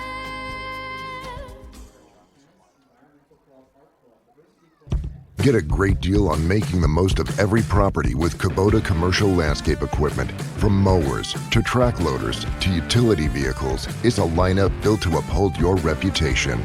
Right now, bring home the Kubota Z700 mower for 0 down, 0% APR for up to 60 months. Now through September 30th. See us or go to KubotaUSA.com for more details. We build Indiana. The Laborers International Union of North America builds and maintains roads, bridges, and other essential infrastructure that make us the crossroads of America. So thanks to LIUNA members' work, Hoosiers have a better quality of life, like access to utilities, easier routes to jobs, schools, or medical care, and deliveries keep moving. We build Indiana for good jobs and stronger communities. The Laborers International Union of North America. We are LIUNA. Welcome back, ladies and gentlemen. Todd Kibbe, along with Tony McHale, Ryan Matthews, and Brian Past here at Homecoming Night, where very cute things are going on. The princesses are being escorted, some of them by their little brothers out there, which is so cute at the 35-yard line. We didn't get the young lady's name, and unfortunately Brian can't hear us to focus to go down there, but that's a very nice thing to see. What's not so nice is if you're a Red Devil fan and it's homecoming and you're down by a touchdown. How did that happen? You say, well, this is how it happened. It all began with 7:57 remaining on the clock in the first quarter. A 5-play, 33-yard drive got things started for the scoring. Only took just under 2 minutes for the Brickies to get on the scoreboard. A 4-yard touchdown run by Aiden Cash, and the extra point by Langford was good. It was 7-0 at that point. Then with just under a minute to go, 45 seconds, The Brickies went 8 plays, 77 yards in 2 minutes and 49 seconds. It was an 8-yard touchdown run by Max Pickett. Langford's extra point was added, and it was 14-0 Hobert. Red Devils finally took advantage of a forced fumble by Cam Haslett and recovered by Max Arredondo. They went 24 yards in 5 plays, 2 minutes and 22 seconds. Brody Kolwinski, a 2-yard touchdown run. Dylan Bisacci added the extra point. 14-7 is the score. At halftime, the Red Devils had another opportunity on a Timothy James interception where they got the ball back at their own 42-yard line, but unfortunately were forced to punt. And the Bricks got the ball back with 4:18 remaining in the first half and basically ran out the clock from the 21. They got to the Red Devil 45. But the things ended after a poor snap by the Brickies. We'll take a timeout and come back and get some of Tony's numbers here. At halftime, 14-7 is the score. Homecoming night. We'll also see if we can figure out who the homecoming queen and king are and announce them as well. You're listening to exclusive coverage of Jed TV and RRSN.com video football here. Lowell Red Devils and the Northwest Crossroads Conference. Brickies 14, Red Devils 7. For a quarter century, Forest Ridge Family Dentistry in Schererville has been serving the dental, cosmetic, and restorative needs of Northwest Indiana and the Chicagoland suburbs. Most dental insurances are accepted and financing options are available. I have put my trust in their skilled hands since 1986. So why don't you schedule that appointment today at 219-756-2345 or look them up on the web at forestridgefamilydentistry.com. Mention that you heard this ad and receive a special discount at Forest Ridge Family Dentistry, 7303 Forest Ridge Drive in Schererville for all your dental needs. Mi Ranchito, located at 149 West Commercial in Lowell, is open every day from 11 to 10 for lunch and dinner. They offer their customers a complete menu featuring seafood chimichanga, steak fajitas, tacos, and burritos. Their phone number is 219-696-2270. Regional Radio Sports thanks Mi Ranchito Restaurant in Lowell, a proud supporter of Lowell Athletics, for help making the broadcast of this game possible. Opportunities are everywhere, even right around the corner. That's where you'll find Horizon Bank, going beyond to make a difference in our community. Whether you're starting a business or a family, expanding your kitchen or your customer base, drop by and see us for friendly service, local expertise, and solid financial advice. Horizon Bank, beyond ordinary banking. Learn more at horizonbank.com. Member FDIC, Equal Housing Lender. Welcome back, ladies and gentlemen. Brian Past, Ryan Matthews, Tony McHale, and Todd Kebby here. Cast of Thousands at the Inferno on homecoming. The king and queen have just been crowned. We'll get their names if we can. The queen is losing her crown right now. And just like that, the band on their way out to get a little action going here. So, Mr. Matthews, you're going to get to step up and tell us a little bit about your first thoughts of the first half. Yeah, it's definitely interesting to see, the run game and how dominant it's been for Hobert. Just a couple weeks ago, I was able to see the Hobert and Kankakee Valley game, and, I was seeing how much of the passing game was so dominant in their offense. And so, seeing that it's not as apparent here in today's game because of the conditions. It's interesting to see the teams adapt to their new offensive game plans. Not only that, but obviously we've seen a couple turnovers so far, right? And because of that, it's interesting to see how they also adapt to those, and obviously Lowell looks to capitalize even more on the second half as well. They're going to have to because again, it's kind of a chess match when you add the factor of gusts of 45 miles an hour, which I think we've actually probably seen. Yeah, I just something felt them. Close to that. You were out there. Thank you for you and BP doing some great work for us. Coach Past up there is like, hey, I need some tape. And I'm like, we got some tape. We're going to MacGyver this, to make sure nothing happens. But, you add in the factor of this, critical wind, gusts of up to 45 miles, 50 miles an hour, and it's going to play. It has played into the game. Red Devils, Hobert deferred. They decided to kick off to get things started. Set the Red Devils back deep, 3 and out. There was a short punt and gave a very short porch for the Brickies, just 33 yards that they had to go, and they converted very quickly. And they took full advantage of that first quarter, having the wind at their back, scoring both their touchdowns in that first frame. And, Lowell was fortunate that one picked up a turnover, converted on it. She could have potentially had the second turnover converted into a touchdown, but did not make it. But still, what would you do if you're now in the locker rooms? I don't think they're in the actual locker rooms because they're not constructed yet, but they're out on the back behind us here at the new soccer field. What are the coaches telling one another? I think right now, Lowell has to keep their heads up. I mean, they're not too out of this game, right? They've already had a couple defensive stops to where, you have something to kind of grow on going forward into the second half. The game's very much not over, and obviously this is something that the kids want to win as well as it is their homecoming night. Going into the second half, I think Lowell specifically, they have to learn how to capitalize on this, and offensively, they have to learn how to, obviously not only get the ball down the field, but, really capitalize on their strengths as well. Lowell's had a lot of very good things to kind of look back on within the last couple weeks. And so, obviously, they've kind of have to, find that and use it to what they've seen in the first half and capitalize on that and their mistakes on the second half. As far as Hobert, obviously what they've done so far, they can continue to grow on their offensive success. They know exactly how to capitalize on the weather and the conditions that they're playing in, which, we're seeing more of the passing game from left to right, considering right to left is, a little tough. But, these are skilled wide receivers, and I expect to see them a little bit more.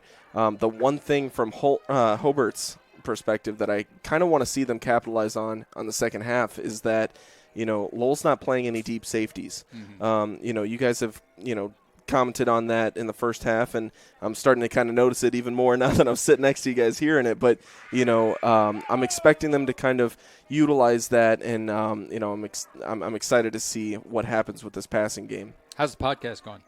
Oh, my gosh. It was so much fun. Thanks to your help as well. What?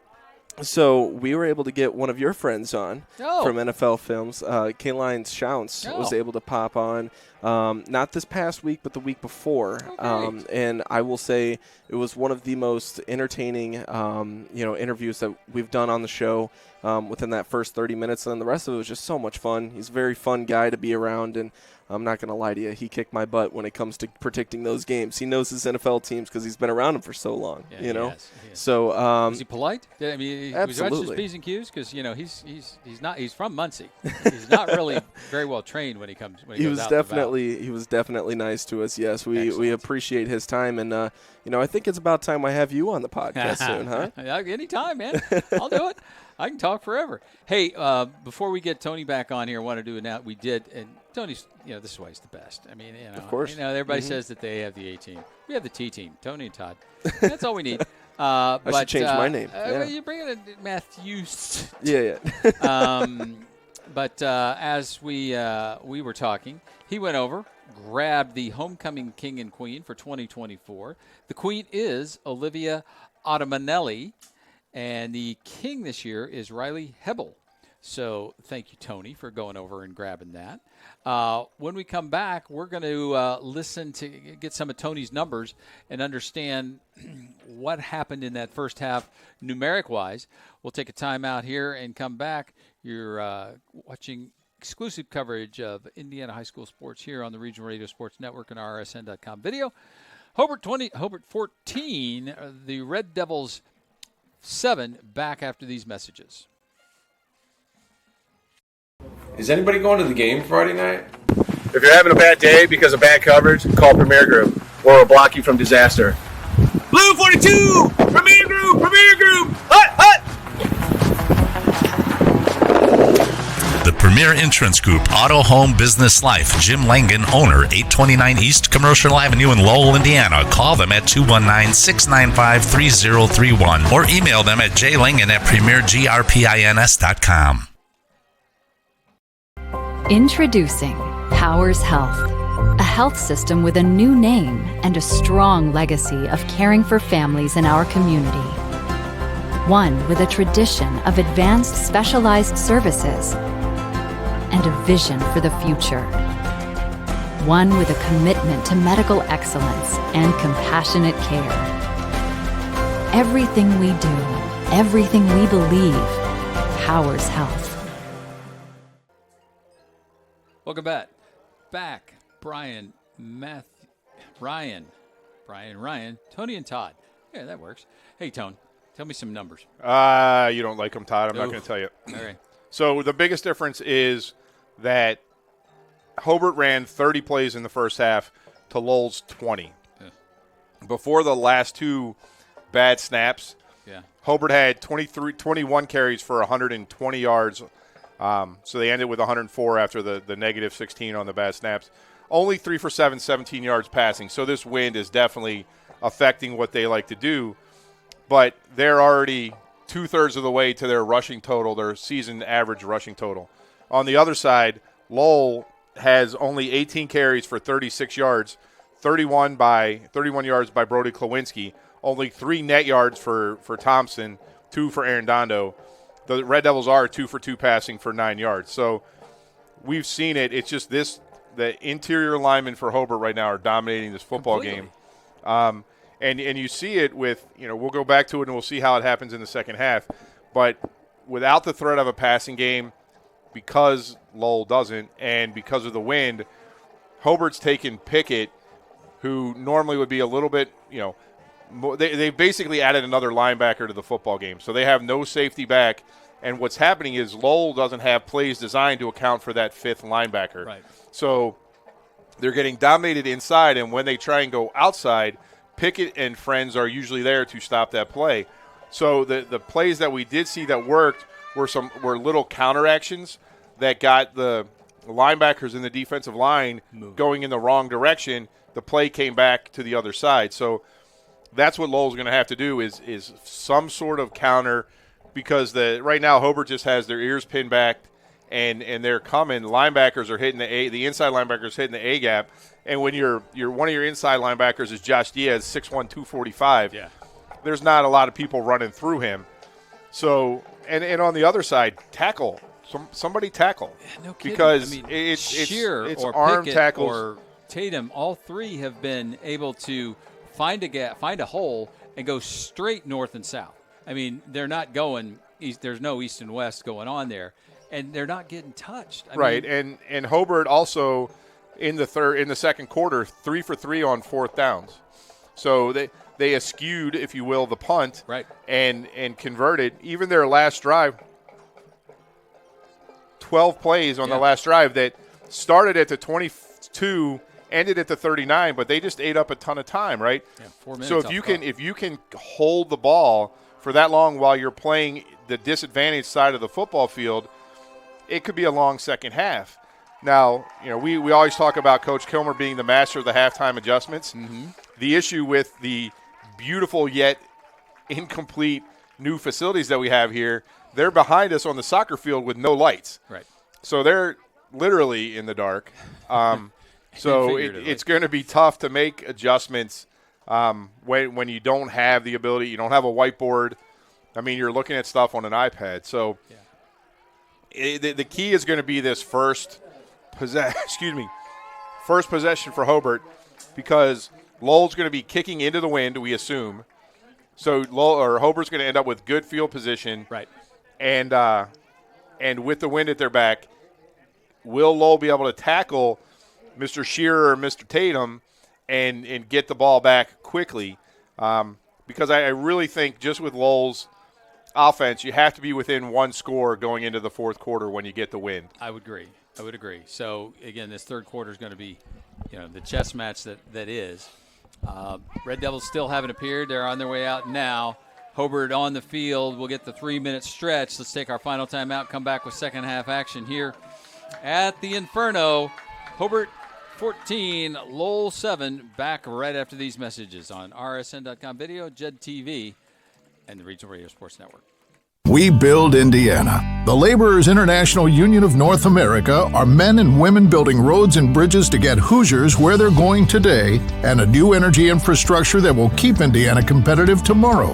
Liuna's over 12,000 statewide members also grow local economies, earning good union wages, shopping where they live and work, and paying taxes. We build Indiana for good jobs and stronger communities. The Laborers International Union of North America. We are Liuna. Get a great deal on making the most of every property with Kubota commercial landscape equipment. From mowers to track loaders to utility vehicles, it's a lineup built to uphold your reputation. Right now, bring home the Kubota Z700 mower for 0 down, 0% APR for up to 60 months. Now through September 30th. See us or go to KubotaUSA.com for more details.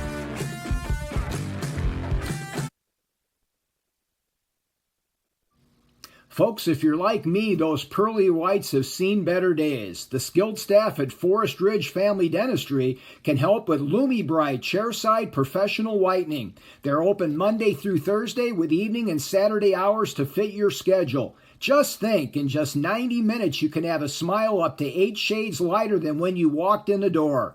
That's Forest Ridge Family Dentistry, 7303 Forest Ridge Drive in Sherrville. Mention that Regional Radio Sports sent you and get $100 off your Lumi Bright procedure by calling today at 219-756-2345.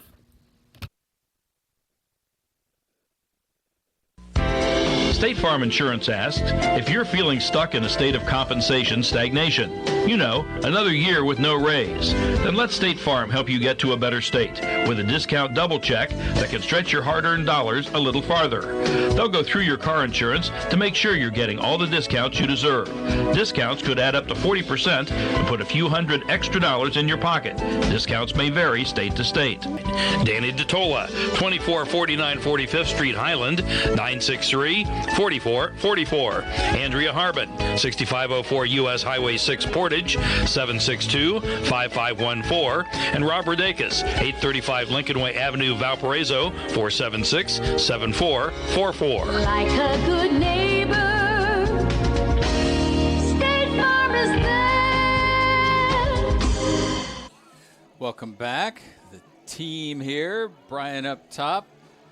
Ryan and Tony here with me in the booth. I just saw something come across that. I was going to tell you that. Yeah, go ahead. No, go ahead. No. So this is our third week of 6 with some sort of weather. Yeah. Week 2 we had tons of thunderstorms. Last week, week 5, tons of thunderstorms in the southern part of the state. Our guy John Harrell, friend of the program, is reporting 59 high school football games got postponed tonight due to weather. And if you look at the radar, everything down south of Indianapolis is like some weird colors you don't normally see. Yeah. There's pink, there's blue, there's shades of brown.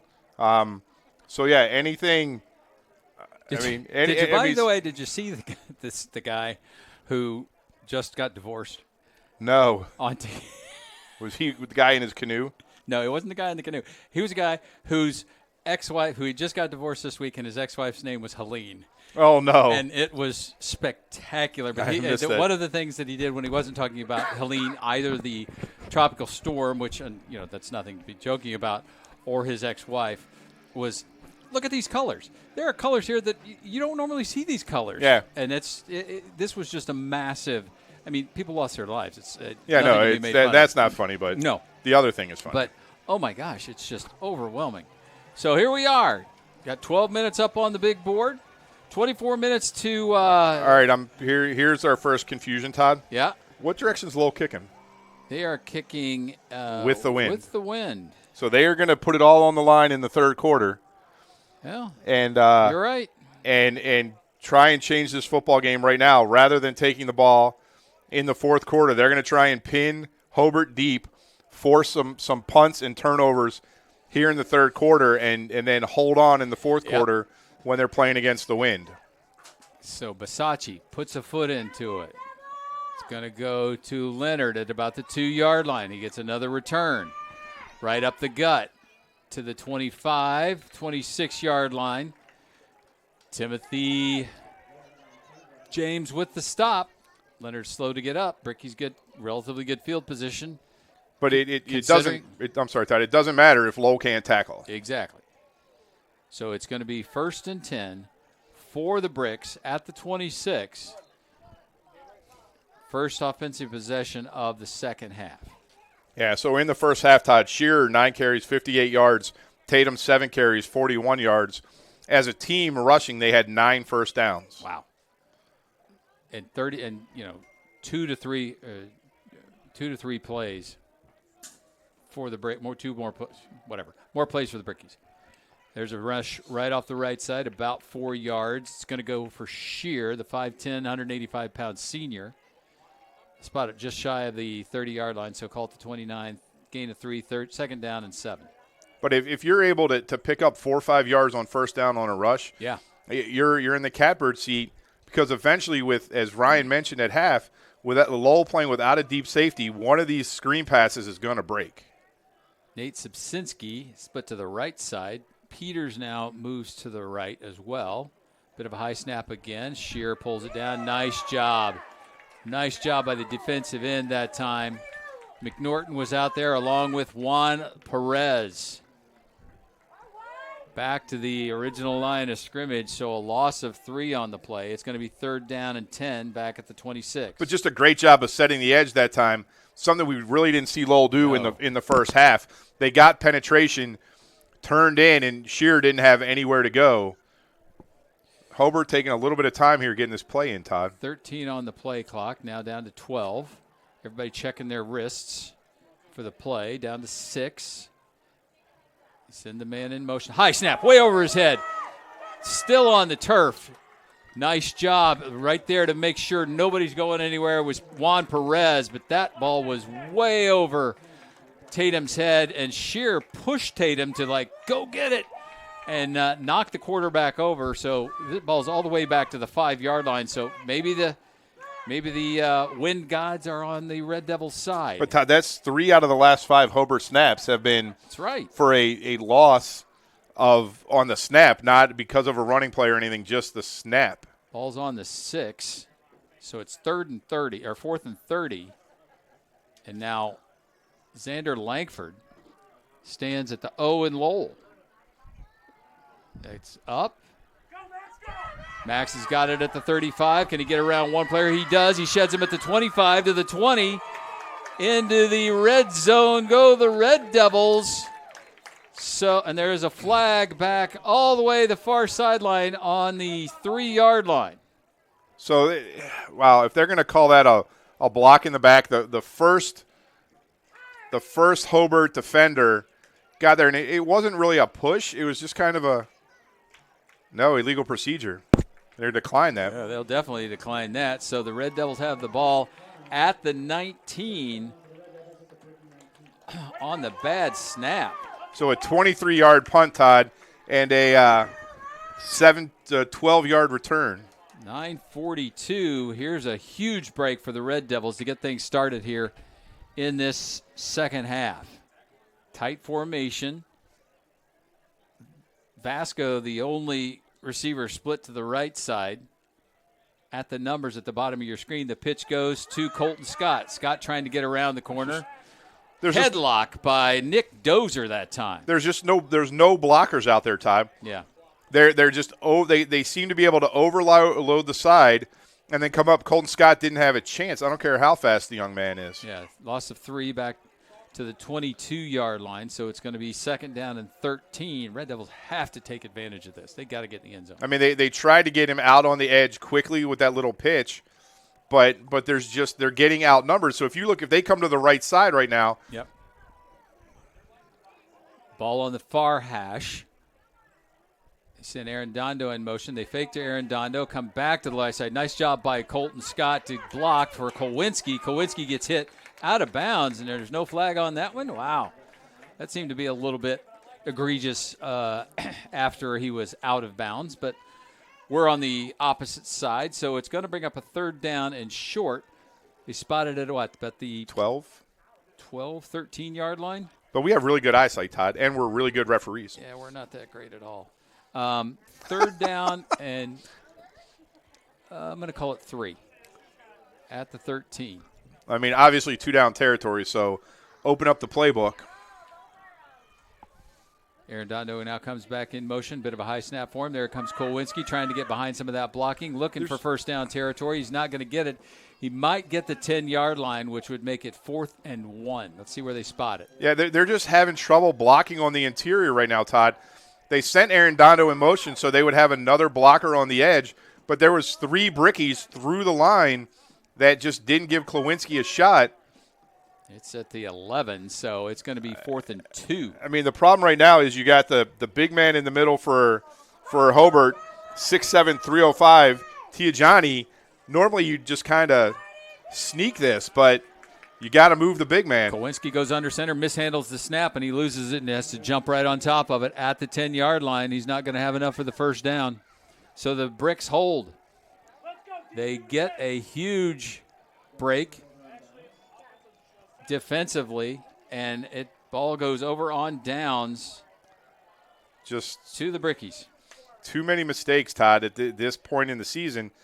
They played so well, and forget the opponent last week. Yep. They played so clean. Yeah. Last week, you're playing against yourself, the bar that you and the coaching staff set, and it's been a little bit of a reversion to the earlier in the season. And all 11 guys were doing their job was the thing as well. So late coming in is Sanfratello. Sets up on the left side. There's the inside handoff to Shear, and he gets into the second level. He's going to have first down yardage across the 20-yard line to the 21. Gain of 11. I think you thank the umpire on that one. He got caught up in the wash, or else that could have gone for a little bit more. A lot more. 7:27. Clock continues to wind. The gusts are kicking back up. There goes Shear again. Tries the right side, gets across the 25-yard line. Yeah, so the only thing right now that's holding Hobert back, Todd, is bad snaps. Yep. Other than that, if they can get the center exchange clean, and really the handoff hasn't been a problem, they're just picking up huge yards. Sharnke was with the tackle after the 4-yard pickup, so it's 2nd down and 6. Now they've got receivers split to the left side, the bottom of your screen. Here goes the handoff to Pickett. Pickett with Hazlitt. Pulling him down at about the 30-yard line. So another huge third down here, Todd. Yep. 3rd down and 1? No, 3rd and 2 at the 30. Hobert only 2 for 8 on third downs in the game. Obviously 0 for 1 in this half. But 3 for 3 in fourth downs. Right. 6:20. Clock continues to wind. Tatum sets the line. Calls for the ball. Hands off to Pickett. Pickett's going to have the push to get the first down to the 33-yard line. McNorton got some penetration that time, Todd, but he was trailing Shear the whole time, or Pickett, I'm sorry. Yeah, so it's just there's the line is just being stood up in place right now. So Cam Hazlitt and Booker's in there as well. Brooker, excuse me. There's Hazlitt. There he comes up, and there's a flag. Well, they did something different that time, Tom. Who are you, Todd? I'm Tom. Nice to meet you. Nice to meet you. After we see the flag. Face mask. Face mask. Against the Red Devils. So the Lowell switched their line splits up that time. They had a big gap between the center and the outside of the guard's shoulder on the left side. That freed Hazlitt up to go against a different blocker. There's 5 yards. So it's still first down and 5. Now at the 38. So see if Lowell. No, see now they bring Hazlitt back into more of a traditional defensive tackle position. Yeah, he's right off the center, and there goes Shear, and he's gone. He's at the 50, the 40, Willie Shear is going to go 62 yards for the score. That hurts. Yeah, and there was penetration that time from the Red Devils. Hazlitt got in, but Shear was able just to get around the right edge. And once again, the lack of safety, great blocking by the Hobert wide receivers. None untouched as he got around. He wasn't touched anywhere in that play. All the way to the end zone, 62 yards for the score. And the Brickies add to the lead, going into the wind, but doing it on the ground. They're short a player on the PAT, Todd. 5:36. He's coming into the other side. 6 plays, 90 yards. Remember, that came after the Red Devils turned it over on downs at the 10 after Hobert's bad snap. That kick is up and good by Langford. So just like that, 6 plays, 90 yards, a 62-yard touchdown run by Will Shear in 1:59 off the clock. Langford comes in, adds the extra point. 21-7, Hobert over the Red Devils here in the third. Where can you get good neighbor service and surprisingly great insurance rates? At State Farm. Because State Farm agent Aaron Shirkey is your one-stop shop with offices in Lowell and Cedar Lake for the service you deserve at the price you want. So stop looking around. State Farm agent Aaron Shirkey is ready to help. Call 219-690-1100 for your surprisingly great rates today. Like a good neighbor, State Farm is there. Individual premiums will vary by customer. All applicants subject to State Farm underwriting requirements. That and the good folks at Calbro Farms is a complete produce market with seasonal items like sweet corn, watermelon, and cantaloupe. Their produce market is located at 17011 Wicker Avenue in Lowell and 1308 North Halleck Street in DeMont. They're open from 9 to 6 Monday through Friday and from 9 to 5 on Saturday. For more information, their Facebook listing is Calbro Farms. Not only that, Todd, but there's only 5.5 minutes left in this. Yeah, I was looking at the in time. this third quarter. So Hobert was very effective in chewing up some time. 6 running plays, the 1 penalty, and you scored against the wind, which is the one thing we said you really can't allow to happen. It's the first time of the evening we've seen anybody kicking into the wind. Langford puts a foot into it. Gets caught up. Gutierrez on the run at the 17.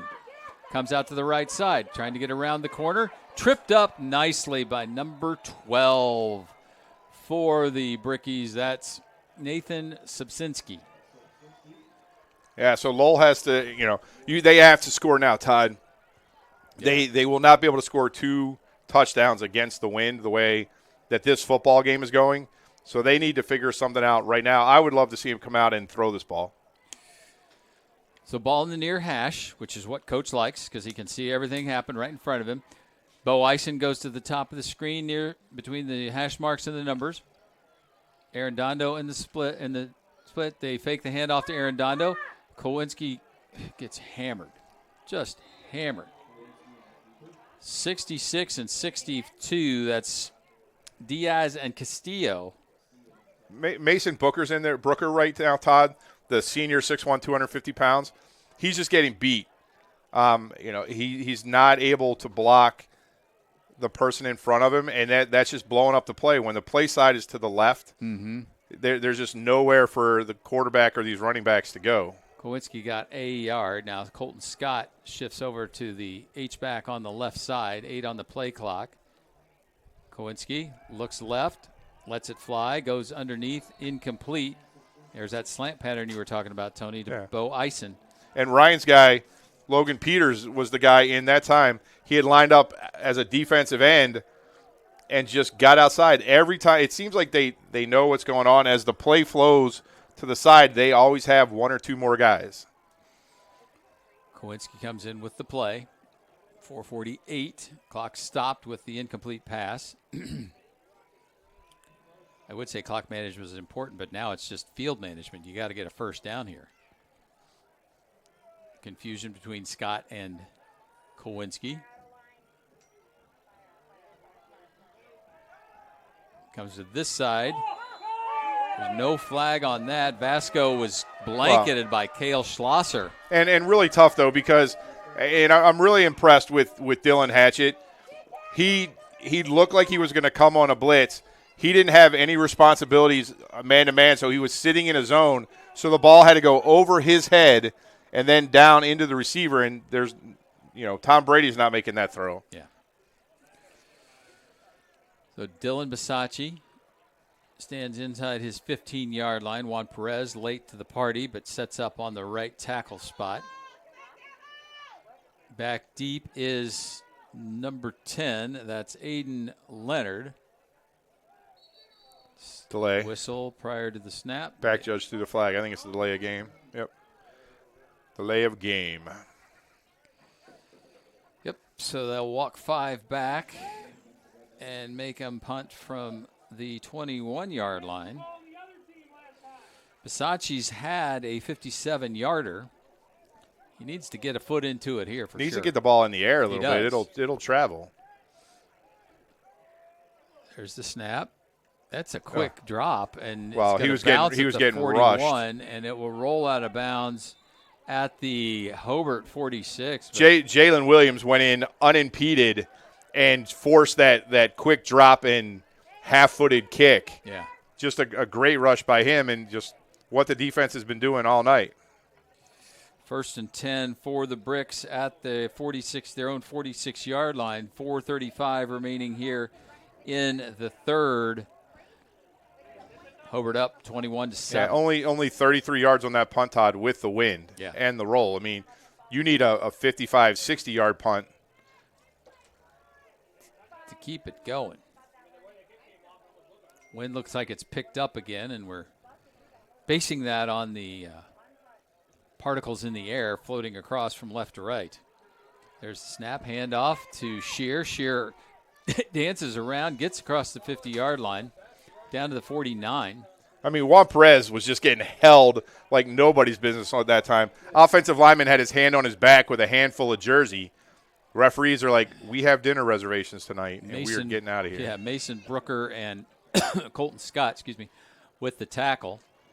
Call the ball at the 50-yard line, so a gain of 4 on the play, 2nd down and 6. Yeah, the Hobert set the edge that time, but I'm not sure it was legal. There's Shear again.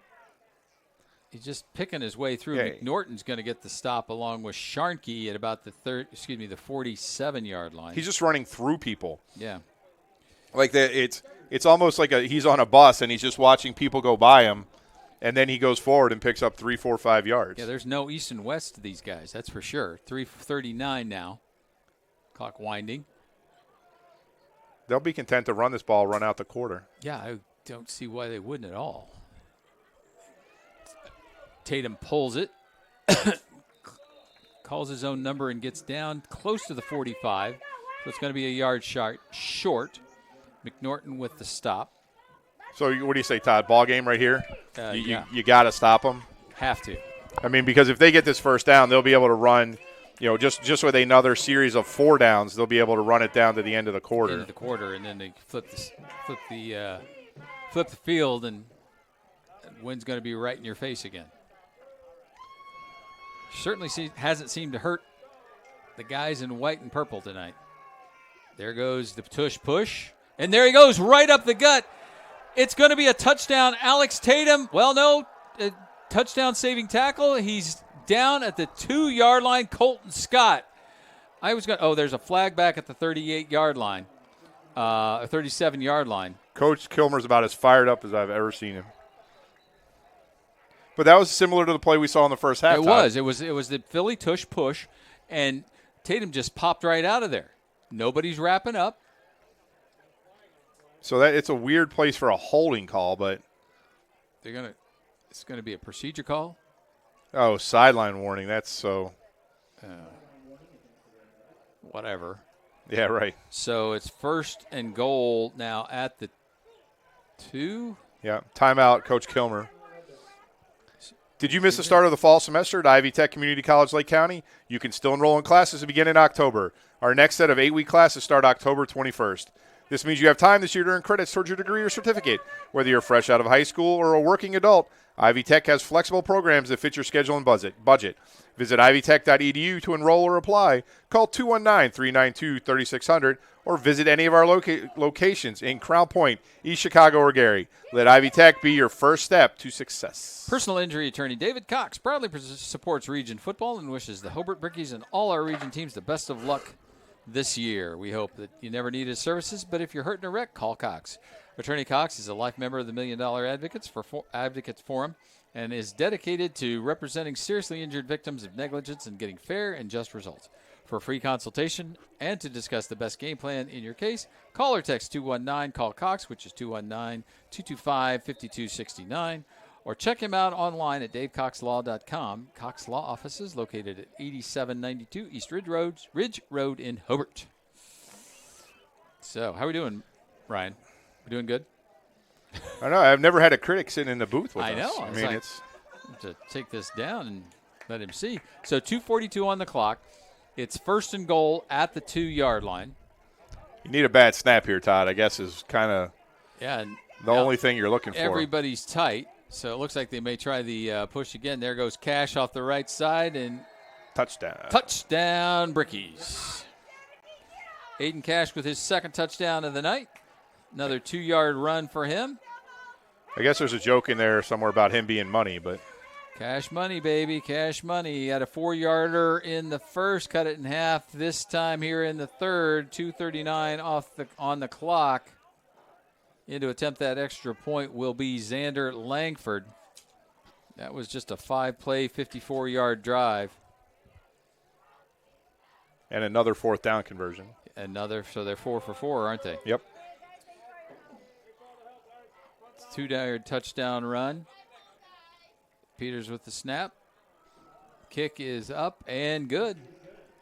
So 28-7 is the score. Hobart coming out here in the second with the wind in their face. 2 touchdowns. In the market to buy or sell a home in Northwest Indiana, look no further than Scott Miller Realtor. Scott Miller is a 5-star rated broker with numerous awards and accolades, such as a top 1% of all teams within Berkshire Hathaway nationally and the Pursue Realty Group's top producing agent. Scott Miller, who was born and raised in Northwest Indiana, is a family man and philanthropist. If you want results, call Scott Miller at 219-263-3039 or visit his website at listandbuywithscottmiller.com. Todd, you know what time it is. It's Miller time. It's Scott Miller time. Excuse me. 5 plays, 54 yards, 156 off the clock. Aiden Cash with a 2-yard touchdown run. Langford adds the extra point. 28-7 is the score with 2:39 remaining here in the third at the Inferno. Still looking for that first victory. Might get it next week. Maybe. Might get the milk can back next week. It's got to come back to these parts, coming north of the river. Somebody banging on our ceiling, or what's going on? Is that we're hearing a little, I don't even know if I can say Metallica without, causing some sort of. Seriously, what's going on? Yeah, somebody is beating on our door, aren't they? So, Xander Langford will be teeing it up. He's was coming into tonight's game was 12 for 12. Now he's a perfect 16 for 16 after going 4 for 4 tonight into this win. It's good to have a kicker. Gotta have a kicker. Even as crazy as they are, gotta have it. I mean, Post Malone was wearing Brandon Aubrey's jersey from Notre Dame. But you know what? What? Hold on, I'll tell you a second. Off to the far side. Oh, that's a live ball. Oh. Aiden Leonard just annihilated Gavin Gutierrez, and the Bricks come up with it. Gutierrez let that ball bounced high, couldn't bring it down, and it was recovered by the Brickies. So, I mean, that was a clean hit. I don't know. Hit. I'm not sure what the referees are talking about, but that was a legitimate hit. He hit him with his shoulder, right in the square in the numbers. Wow, it's getting breezy in here, Todd. The officiating crew on the sideline The 2024 Indiana Football Digest puts a bow on the 2023 campaign with recaps of all 6 state championship games. Among the 400 pages will be previews and photos of all the Indiana high schools and colleges playing football in the coming fall, along with breaking down the top teams and players to watch in 2024. It also has special features and human interest stories. It is available online at www.indianafootballdigest.com. So it is Hobert football. They get it right back after the scoring drive of 54 yards. 2:37 on the clock. 1st and 10 at the Lowell 26. I didn't see who recovered that, but obviously it was somebody in a gold lid. It's because you were worried. God, I thought he was going to take his head off. Gutierrez was got annihilated by Leonard. Little dump pass this time. Guess who? Aiden Cash gets run out of bounds into the red zone down at about the 5-yard line. Just a little wheel route, right, Tony? It is. It works every time, Todd. Works every time. Onto the right side, down to the 5-yard line, 1st and goal. Next week, he never played football at Notre Dame. You knew that, right? Who? He never kicked for Notre Dame. Aubrey? Aubrey. Really? I did not know that. How did he get on the team? I'll tell you in a sec. Okay. Yeah, we might have another score here. Tatum hands off to Shear. Shear dances off the right side. Made Hazlitt miss. It'll be 2nd and goal. Go ahead. So he was a soccer athlete. Actually, he was the number 1 draft pick of the MLS in 2020 or 2021. Whatever happened, it didn't work out. And I believe it was his wife convinced him to take up place kicking. So he played in the USFL, XFL, whatever, XFL. And then got drafted by the Cowboys. Or maybe signed with the Cowboys as a free agent. But Tatum in the gun. Takes the snap, turns, gives to Shear. There's a big hit by Gangswitch.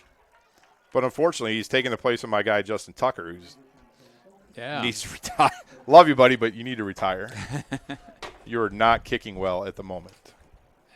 You know how kickers are, Tony. We talked about it. I know. Got to go through some things. 132 and counting. 3rd and goal at the 2-yard line for the Brickies. Tight formation. Guess what? They're going to try it again. Guess what? This time, Tatum gets in for the score. 2-yard touchdown run by the quarterback, Alex Tatum.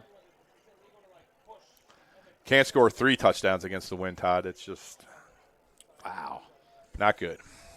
26 yards on the drive. 122. I can do some easy math there. That's 1 minute and 15 seconds off the clock. And this game's getting out of hand. I mean, the Lowell's run 7 plays in this quarter. Well, there's been a 6-play drive, a 5-play drive, now a 4-play drive. 18 plays for Hobert. Snap is back, hold is down, kick is up, and blocked. So there's a positive. Hey, Red Devil fans, the big game is tonight, but before you cheer on Lowell High, why not fuel up at George's? Just across the street from school, George's is the perfect spot to grab a delicious family meal before heading to the stadium. Whether you're craving a juicy burger, fresh salads, or something sweet, George's has you covered. So come on over, bring your friends and family. Let's kick off game night with great food and even better company. Remember, supporting George's is supporting your local community. See you there. Hey, the good folks. Oh, you know who I got to talk about is Donald J. Smith, CPA. See the sharpest knife in town? Sharpest pencil in town. 1203 East Commercial Avenue in Lowell. Has been servicing the tax and accounting needs of his clients for the past 34 years. You can reach the sharpest pencil in town at 219-696-1040 or on the web at Donald Smith CPA. Hey, and the good folks at personal injury attorney David Cox proudly supports region football and wishes the 59ers and all region teams the best of luck. We hope you never need his services, but if you're hurt in a wreck, call Cox. Attorney Cox is a life member of the $1 Million Advocates Forum and is dedicated to representing seriously injured victims for negligence and getting fair and just deals. For free consultation and to discuss his best game plan in your case, call or text 219-CALL COX, which is 219-225-5269, or check him out online, DaveCoxLaw.com. Cox Law offices located at 8792 East Ridge Road in Hobert. So, I think maybe Mr. Gutierrez might want to call Cox after that collision that he just took the last time. He's back out there, though, Todd. Well, he got up. He popped up. I think he was, he was hurt, and then his ego was hurt. He got up, which was great to see. So, $1:22 remaining here in the frame. Going to do it again. There's a flag. Offsides. They'll back him up 5. Todd, this scoreboard update brought to you by the 2024 Indiana Football Digest. Order your copy today at indianafootballdigest.com. Crown Point 41, Valparaiso 7, midway through the fourth quarter. Griffith 35, East Chicago nothing at the half, so I'm sure this is gone. Hanover Central was leading Munster 28-0, and Andrean in the third quarter leads Highland 35-0. Rough couple of weeks for the Trojans there. Merville 21, LaPorte nothing. So they back it up 5. They'll be kicking from the 35. Gutierrez has been the target the last kick, and then the one that was just penalized on this round. He's now standing at about his 23-yard line. Langford giving directions, and he's looking straight at him again. They moved Tim James over there as well. He stands at the 35-yard line, so if it's a pop fly, he's getting a good foot into it. There's a fair catch called for and dropped by number 14, Malachi Goodall, but he stays on top of it. So 1:21 remaining here in the third quarter.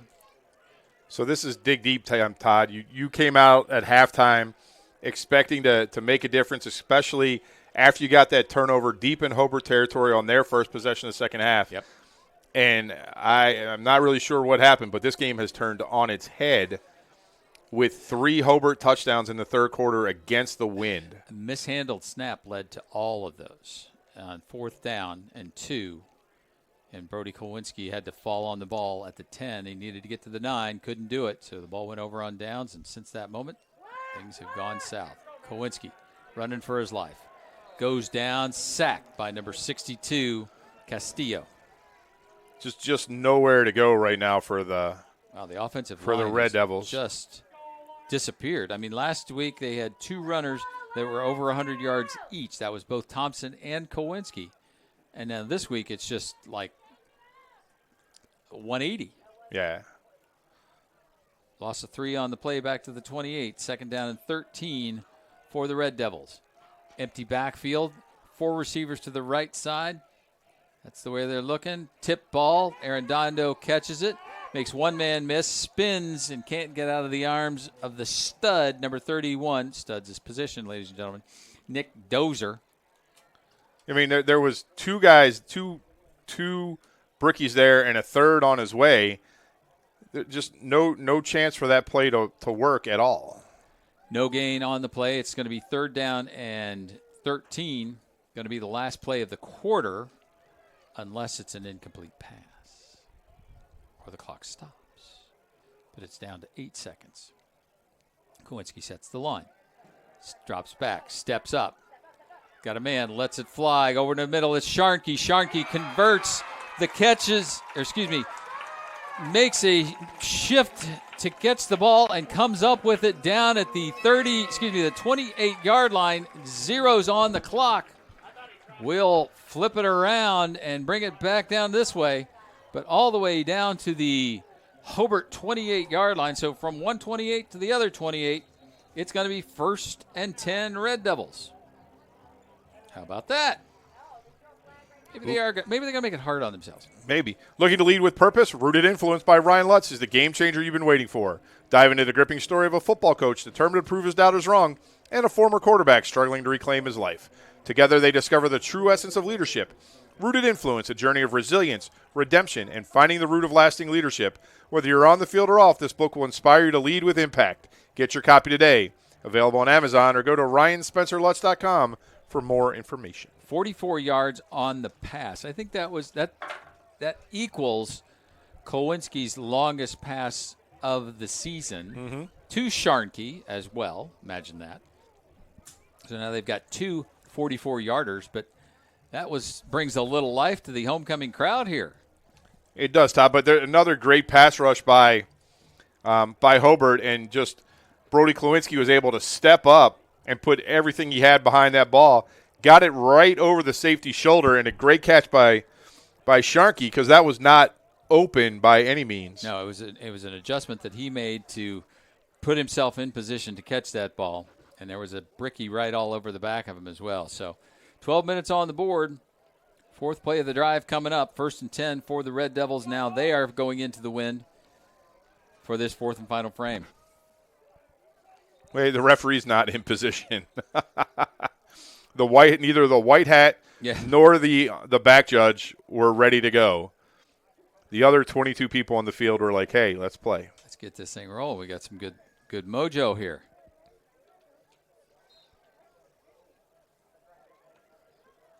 So Brody Kowinski sends Caden Thompson in motion. Comes back to Bo Eisen. Eisen gets basically to the line of scrimmage, and Josh Diaz with the tackle. Yeah, Todd, this defense is playing a lot faster and better than what we saw on tape from the last couple games. Yeah. The last couple games, it almost looked like they were, it's the old, they were thinking, therefore they were playing slow and not playing fast. Today they are just playing fast. Yeah, they are. So it's 2nd down and 10. Kowinski fakes, pulls it out, goes straight up the gut, cuts to the right, gets to about the 25-yard line, will fall to the 24. Diaz is there along with number 23, Jalen Williams, his inside linebacking partner. They're going to spot it at the 25, so a gain of 3. It's going to be go ahead. No, I'm sorry, Todd. Colton Scott in the game for Caden Thompson right now. 3rd down and 7 at the 25-yard line.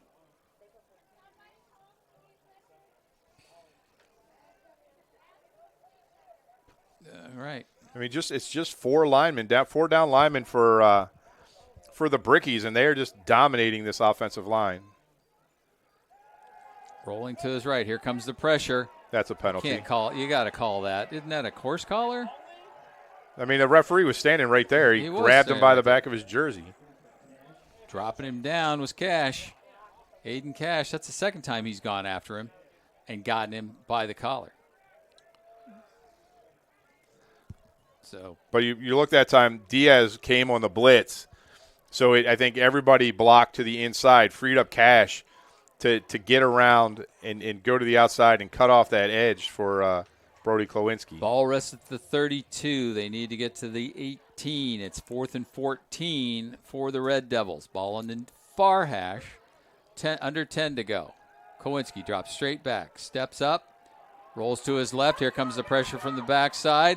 Lets it fly underneath. Incomplete. He had Vasco right at the 19, so he would have been shy of the 1st down anyhow. But Cash was coming fast. He was. He wanted that sack, but did not get it. So on downs again, ball goes over to the Brickies. 9:47 remaining in the ball game. Now we got a timeout.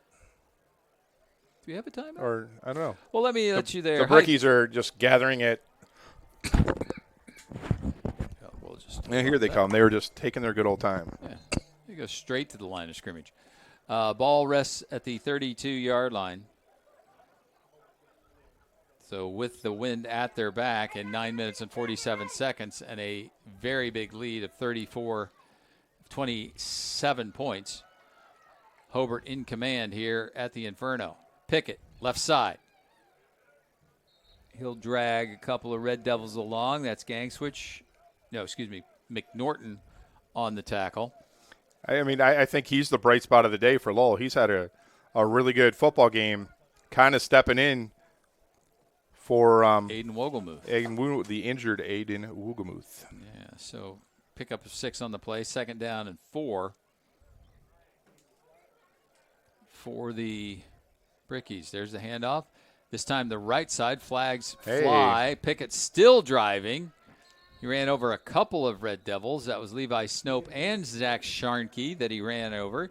Stopped at the 46, but let's see what the penalty flags, plural, are for. I'm going to go with holding. I would think so, too. Unless maybe a hands to the face, the way they're chit-chatting out there on the 42-yard line. Spot foul? Yeah, I mean, it would be if it was. So I'm not sure what the discussion is. It looks like it's going against Hobert. So they're going back to the line of scrimmage, and it'll be 10 yards from there. So it's got to be a hold. Yep. So back to the 28. Yep. So it's still going to be. Oh, personal foul, face mask. Oh. So to the 23. So second down, all the way back to the 23. That must have been a bad one, though, if the umpire and the referee saw it. Right. I didn't see anything. I was trying to watch Pickett pick apart the Red Devil defense. Let's see what you did there. Cash moves to the left side. Ball on the left hash. Bad snap again. Little quick pass. Overthrown Cash. It's a long route to bring him from the left side through the formation, but that's what you're talking about, right? Nobody accounts for that H-back coming out of the behind the formation. You have the just slips the him receiver, right. You have there's not a linebacker necessarily assigned to him.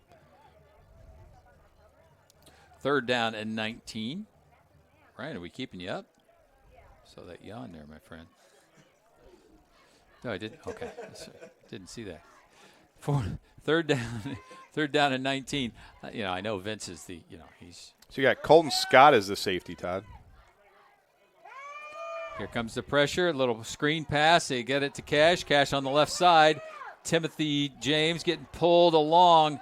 Nice job by James because he could have gone a little bit further. Kind of a first down, I think. I think they're going to give it to him. It was. He needed 19. He got 19 and a half. It's 1st and 10 for the Bricks at the 42-yard line, 43-yard line. It just goes from bad to worse if you're a Red Devil fan. But the great play design, Todd. Everything looked like it was coming to the right side of the offensive formation. Tatum came back to the left, and Tim James was the only person between Cash and the end zone. Little middle screen action that time. Now Logan Peters moves to the right side. There's a spin around by another quarterback. Another bad flag. snap. Yep. But Todd, look where Snope is right now. Yeah. He was so far out of the play. The lineman number 78, Lucas Juris. Juris had taken him 20 yards to the sideline and 15 yards back out of the play. Holding again against the Bricks. I mean, you wonder why they're having success when your defensive tackle is on the soccer field. Ball rests now at the 33-yard line, so it's 1st and 20 for Hobert. 8:04 remaining. There's the fake pitch, rolls right, throws underneath, wide open at the 50-yard line. It's Peters, Logan at the 30, the 20, the 10. Touchdown, Hobert. 67 yards on the completed pass between Alex Tatum and Logan Peters, the second time that Peters has scored a touchdown this season. Little fake pitch to the right side, underneath. There he is at the 50, and give him 50 of the yak, yards after the catch. Stepped right on that big line. So that gets them up to 125 pass yards, Todd, 6 for 11 to go with their 235 rushing yards on 40 carries. So 51 plays for Hobert and only 34 for Lowell. Lowell has 37 yards rushing, 5 for 8 passing, 55 yards. That's with all the penalties on that play. That play started at the 32, which means it was a 68-yard drive, but it was a 67-yard pass. Right, you had 25 yards in penalties. Exactly. So they're going to go for 2. Caden Thompson only has 3 yards, Todd, Look on 7 at carries. Tatum just standing back there. Ooh. And he catches it, nails Will Shear in the back of the end zone for the 2-point conversion. Tatum's lucky, though. He got hit, with his arm in the air going forward. So I'm glad to see he's okay running off the field because that could have been ugly. So does that put us at that spot, that magical spot? 7 minutes and 46 seconds remaining. Was that 4 plays because of all the penalties? 1 moment, please. 68 yards. 1, 2, 3, 4. Okay. A rush, an incomplete, and 2 completions. 7 minutes and 46 seconds. So that was 2 minutes and a second off the clock. 2 minutes and 1 second. A 67-yard pass from Alex Tatum to Logan Peters. The 2-point conversion was good. 42-7 is our score. All Hobert here in the second half. Yeah, Todd. Lowell has only run 4-7, 14 plays. Wow. 14 plays in the third quarter. And I think it all goes back to that first drive that they had. The ball, it was 4th and 2 at the 11-yard line. After a bad snap by Hobert, forced them to punt the ball from the 6-yard line. Lowell took over at the 19, got to the 11, and could not get that first down. And then from there, 4 straight scores, excuse me. So teeing it up once again at the 40-yard line, 7:46 remaining here in the ball game. Langford hits at the L of Lowell and in the end zone for a touchback. Which one, Todd? The first L on the lower bar. 1st and 10 for the Red Devils at their own 20-yard line. Pretty much had a 50-50 shot at hitting the L. Well, true. Any L. Any old L. Oh, that was the second L. Sorry, you're right. Now math first, now spelling. Oof. Arredondo and Eisen at the top of the screen. Sharnke and Vasco at the bottom. They go to Caden Thompson.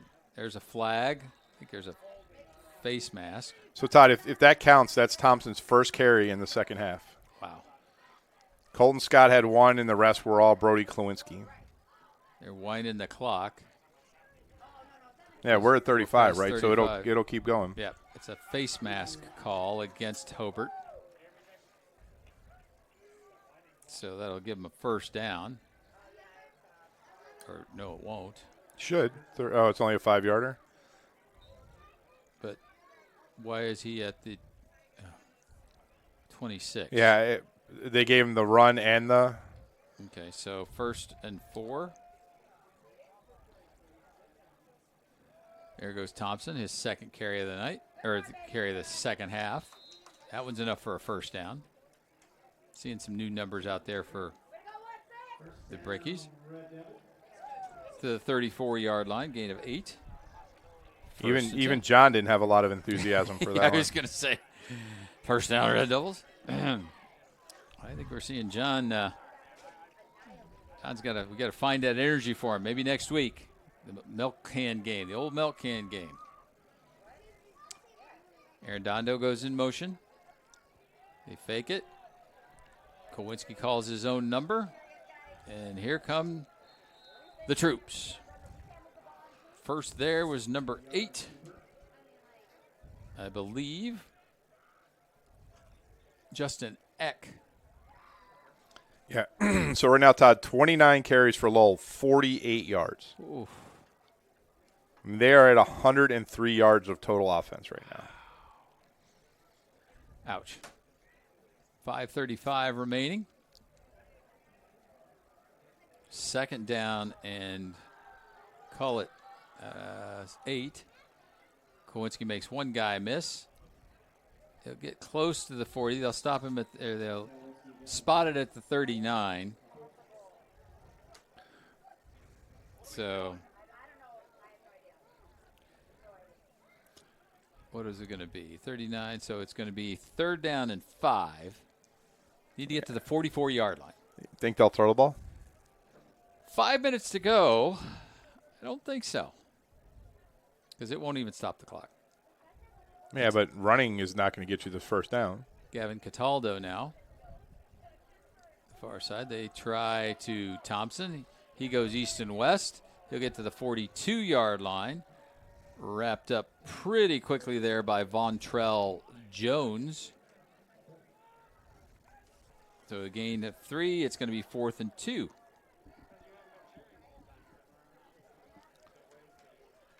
It'll be tough for the coaching staff, Todd. Yeah. All the good work they did last week. Coach said they had a good week of practice, and you come in here, and you really played a good first half. But coming out of halftime, And you had the momentum swing, too. You got the opportunity. Right, you had everything you wanted. It was in your hand, Blitz. Yep. Here goes Kowinski. He's going to have enough for a first down. Keeps the drive alive at the 49-yard line. Right, you had the ball ready to tie this football game at the 19 to start the drive, and it went horribly wrong. It sure did. 3:45. Clock continues to wind here at the Inferno. Still going to have to wait till next week to get that first win on the new turf. Kankakee Valley will be coming in with an identical record. Wait. So I got a question for you after this play. 2-4, as they played last night. There goes the handoff to Thompson. Kicks it out the left side. Brought down by number 42, Skylar Tinoco. Question, please. So our good friend of the program, Ryan here. Yes. Spent a nice night with us. Went down to Lafayette with us. Yeah, exactly. Where is he going to sit next week? Oh, he's going to sit on top of the press box. He's not sitting with us. I mean, I don't know. I mean, is he our guy now, or is he Vince's guy? Or he's more than welcome. It's a question of loyalty at this point, I think. I think it is, and I think we'll look to him and see where would he like to sit. I mean, Ryan, Vince Gray, or us? I mean, it's. I really don't see it as much. Coach took a timeout. I really don't see it as much of a decision, but I wouldn't either. But you be you, buddy. That's right. You can make that call. I mean, there is a podcast on the line for this. Who else we got to do here? Let's see. We're good, man. We got it. Let me do a quick look-see. Oh, let's get the good folks at Engravables. Actually. Engravables, located at 2005 Calumet Avenue in Valparaiso, between Vale Park Road and Glendale, across from McDonald's, is your headquarters for awards, trophies, plaques, name badges, and rubber stamps. For more information, stop in or give them a call at 219-477-5656. Their web address is www.engravables.net. That's Engravables, 2005 Calumet Avenue in Valparaiso. Welcome back, Todd Kibbe, Ryan Matthews, Tony McHale, Brian Pass, Cast 1,000, Dogs and Cats, handoff. There comes Brody Phillips. Phillips with the carry all the way down to the 34-yard line, carrying a couple of brickies along with him. That's good to see. Brady Phillips with the run.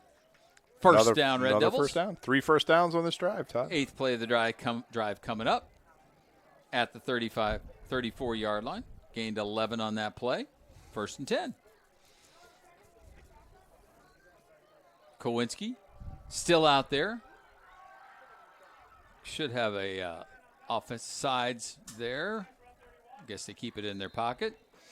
Yeah. Phillips with the carry to the 30-yard line. No point right now. True. Big number 53, Ethan Abrego, with the stop. He is a big boy, and he went for a little bit of a ride. 2nd down and 6.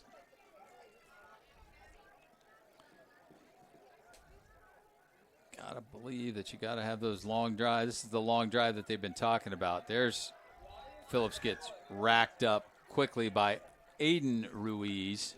I mean, just nothing in the middle all night, Todd. It's just been anything between the tackles has had running backs and Brody Klawinski going backward. Almost a 2-yard loss. Let's call it a 2-yard loss. So it's going to be 3rd down and 8 at the 32-yard line. Klawinski sets the line, takes the snap, hands off to Phillips. Phillips gets across the 30. They'll mark him at the 29. So, Todd, we've had more carries for losses or no gain than we've had double-digit rushes. The 11th play of the drive could be the last. Well, no, it's not going to be the last play of the game. But it's 4th down and 5 at the 29. Well, it could be if they. I mean, if Lowell doesn't get it, they won't make Hobert come run a play. And we're under 40. So there's the high snap. Phillips bounces it outside, puts his shoulder down. He's not going to get it. Vontrell Jones with the tackle. That should do it. As the clock is going to wind down, 24 on the clock. Schreiber doesn't have to send out any troops. And the Brickies are going to come away with the victory. Wasn't really in doubt until in question. Things were looking 50-50 with that 4th and 2. And after that, the wheels came off. So that's final, 42-7. Hobert decimates the Red Devils in the second half and moves to 4-2 on the season. Red Devils to 2-4. We'll take our final timeout. Come back, wrap things up, get ready for the Milk Can game next week here at the Regional Radio Sports Network. State Farm Insurance asked, what if you're walking out to your car and it's been mashed by a runaway garbage truck? Having a State Farm agent means having a real person to help you when things go wrong. So when accidents happen, you've got someone you know who will be there when you need them. State Farm agent Greg Taylor is at 794 McCool Road in Valparaiso. Call Greg at 219-762-4911. Connie Bernardi, 1072 Joliet Street, U.S. Highway 30 in Dyer, 322-9959. Like a good neighbor, State Farm is there. Get a great deal on making the most of every property with Kubota commercial landscape equipment. From mowers to track loaders to utility vehicles, it's a lineup built to uphold your reputation. Right now, bring home the Kubota Z700 mower for 0 down, 0% APR for up to 60 months. Now through September 30th. See us or go to KubotaUSA.com for more details.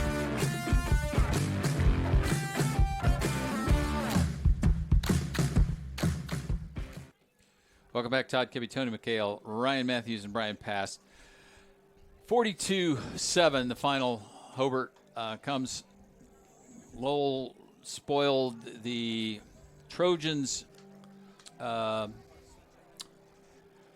homecoming last week by about the same score, 41-7. The Brickies returned the favor, 42-7 here on homecoming night for the Lowell Red Devils. Tony, got any more scores before we kind of wrap things up here? New Prairie beat Riley 49-0. Crown Point 41, Valpo 7 as a final. That looks like it a little short on the region scores tonight, Tom. All right. We'll take our final break, come back with the players of the games, wrap things up, and get ready for the Week 7, where the Red Devils will host their final home game of the regular season here at the Inferno, looking for that first victory. The Kankakee Valley Cougars coming to town. Back right after these messages. We build Indiana. The Laborers International Union of North America builds and maintains roads, bridges, and other essential infrastructure that make us the crossroads of America. So thanks to LIUNA members' work, Hoosiers have a better quality of life, like access to utilities, easier routes to jobs, schools, or medical care, and deliveries keep moving. We build Indiana for good jobs and stronger communities. The Laborers International Union of North America. We are LIUNA. Mi Ranchito, located at 149 West Commercial in Lowell, is open every day from 11 to 10 for lunch and dinner.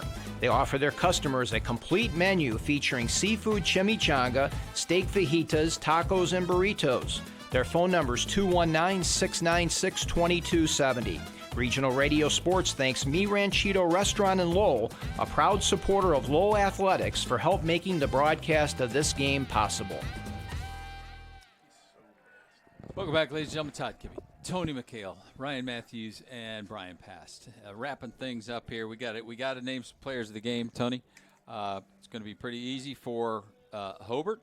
It's going to be kind of tough for the Red Devils because there wasn't much activity going on. So for Hobert, I got your guy Will Shear. Yep. 19 carries, 147 yards, 1 tutty, 235 total yards rushing for the Brickies.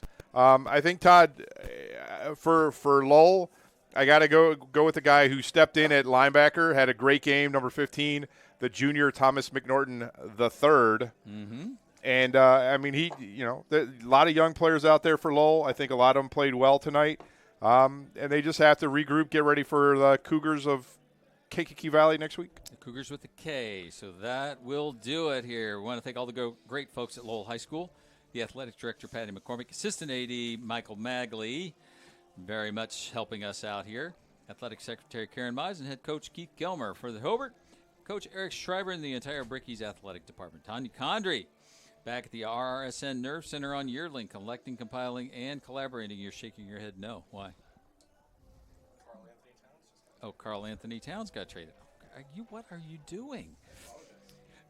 Tanya Condry, owner, back getting all the scores for us tonight. Lastly, we always thank the good guys, chairman of the board, Paul Condry, and CEO, Mike Knezovich. Week 7 back-to-back here at the Inferno, the only time this regular season, as the Cougars with a K from south of the river, Kankakee Valley, and the former Red Devil head coach, Kirk Kennedy, will bring the milk can back to Lowell for the traveling trophy game. The Brickies host the top team in the NCC, the Wildcats of Hanover Central, at the Brickyard, which will definitely be for the conference title next Friday night. Once again, final score, Hobert 42, Lowell 7. Brickies pick up the road win, move to 4-2 on the season, and a clean sheet, 4-0 in the conference, and set up for what will likely be the winner-take-all for the NCC title game next week at home against Hanover Central. The Red Devils drop their 4th of the season, stand 2-4 and 1-2 in the conference. Tonight's broadcast of the Lowell Red Devils and Northwest Crossroad Conference action on JED TV, RSN.com video, Facebook Live, and the Regional Radio Sports Network LLC have been presented by Laborers District Council and affiliated local unions. We are LIUNA.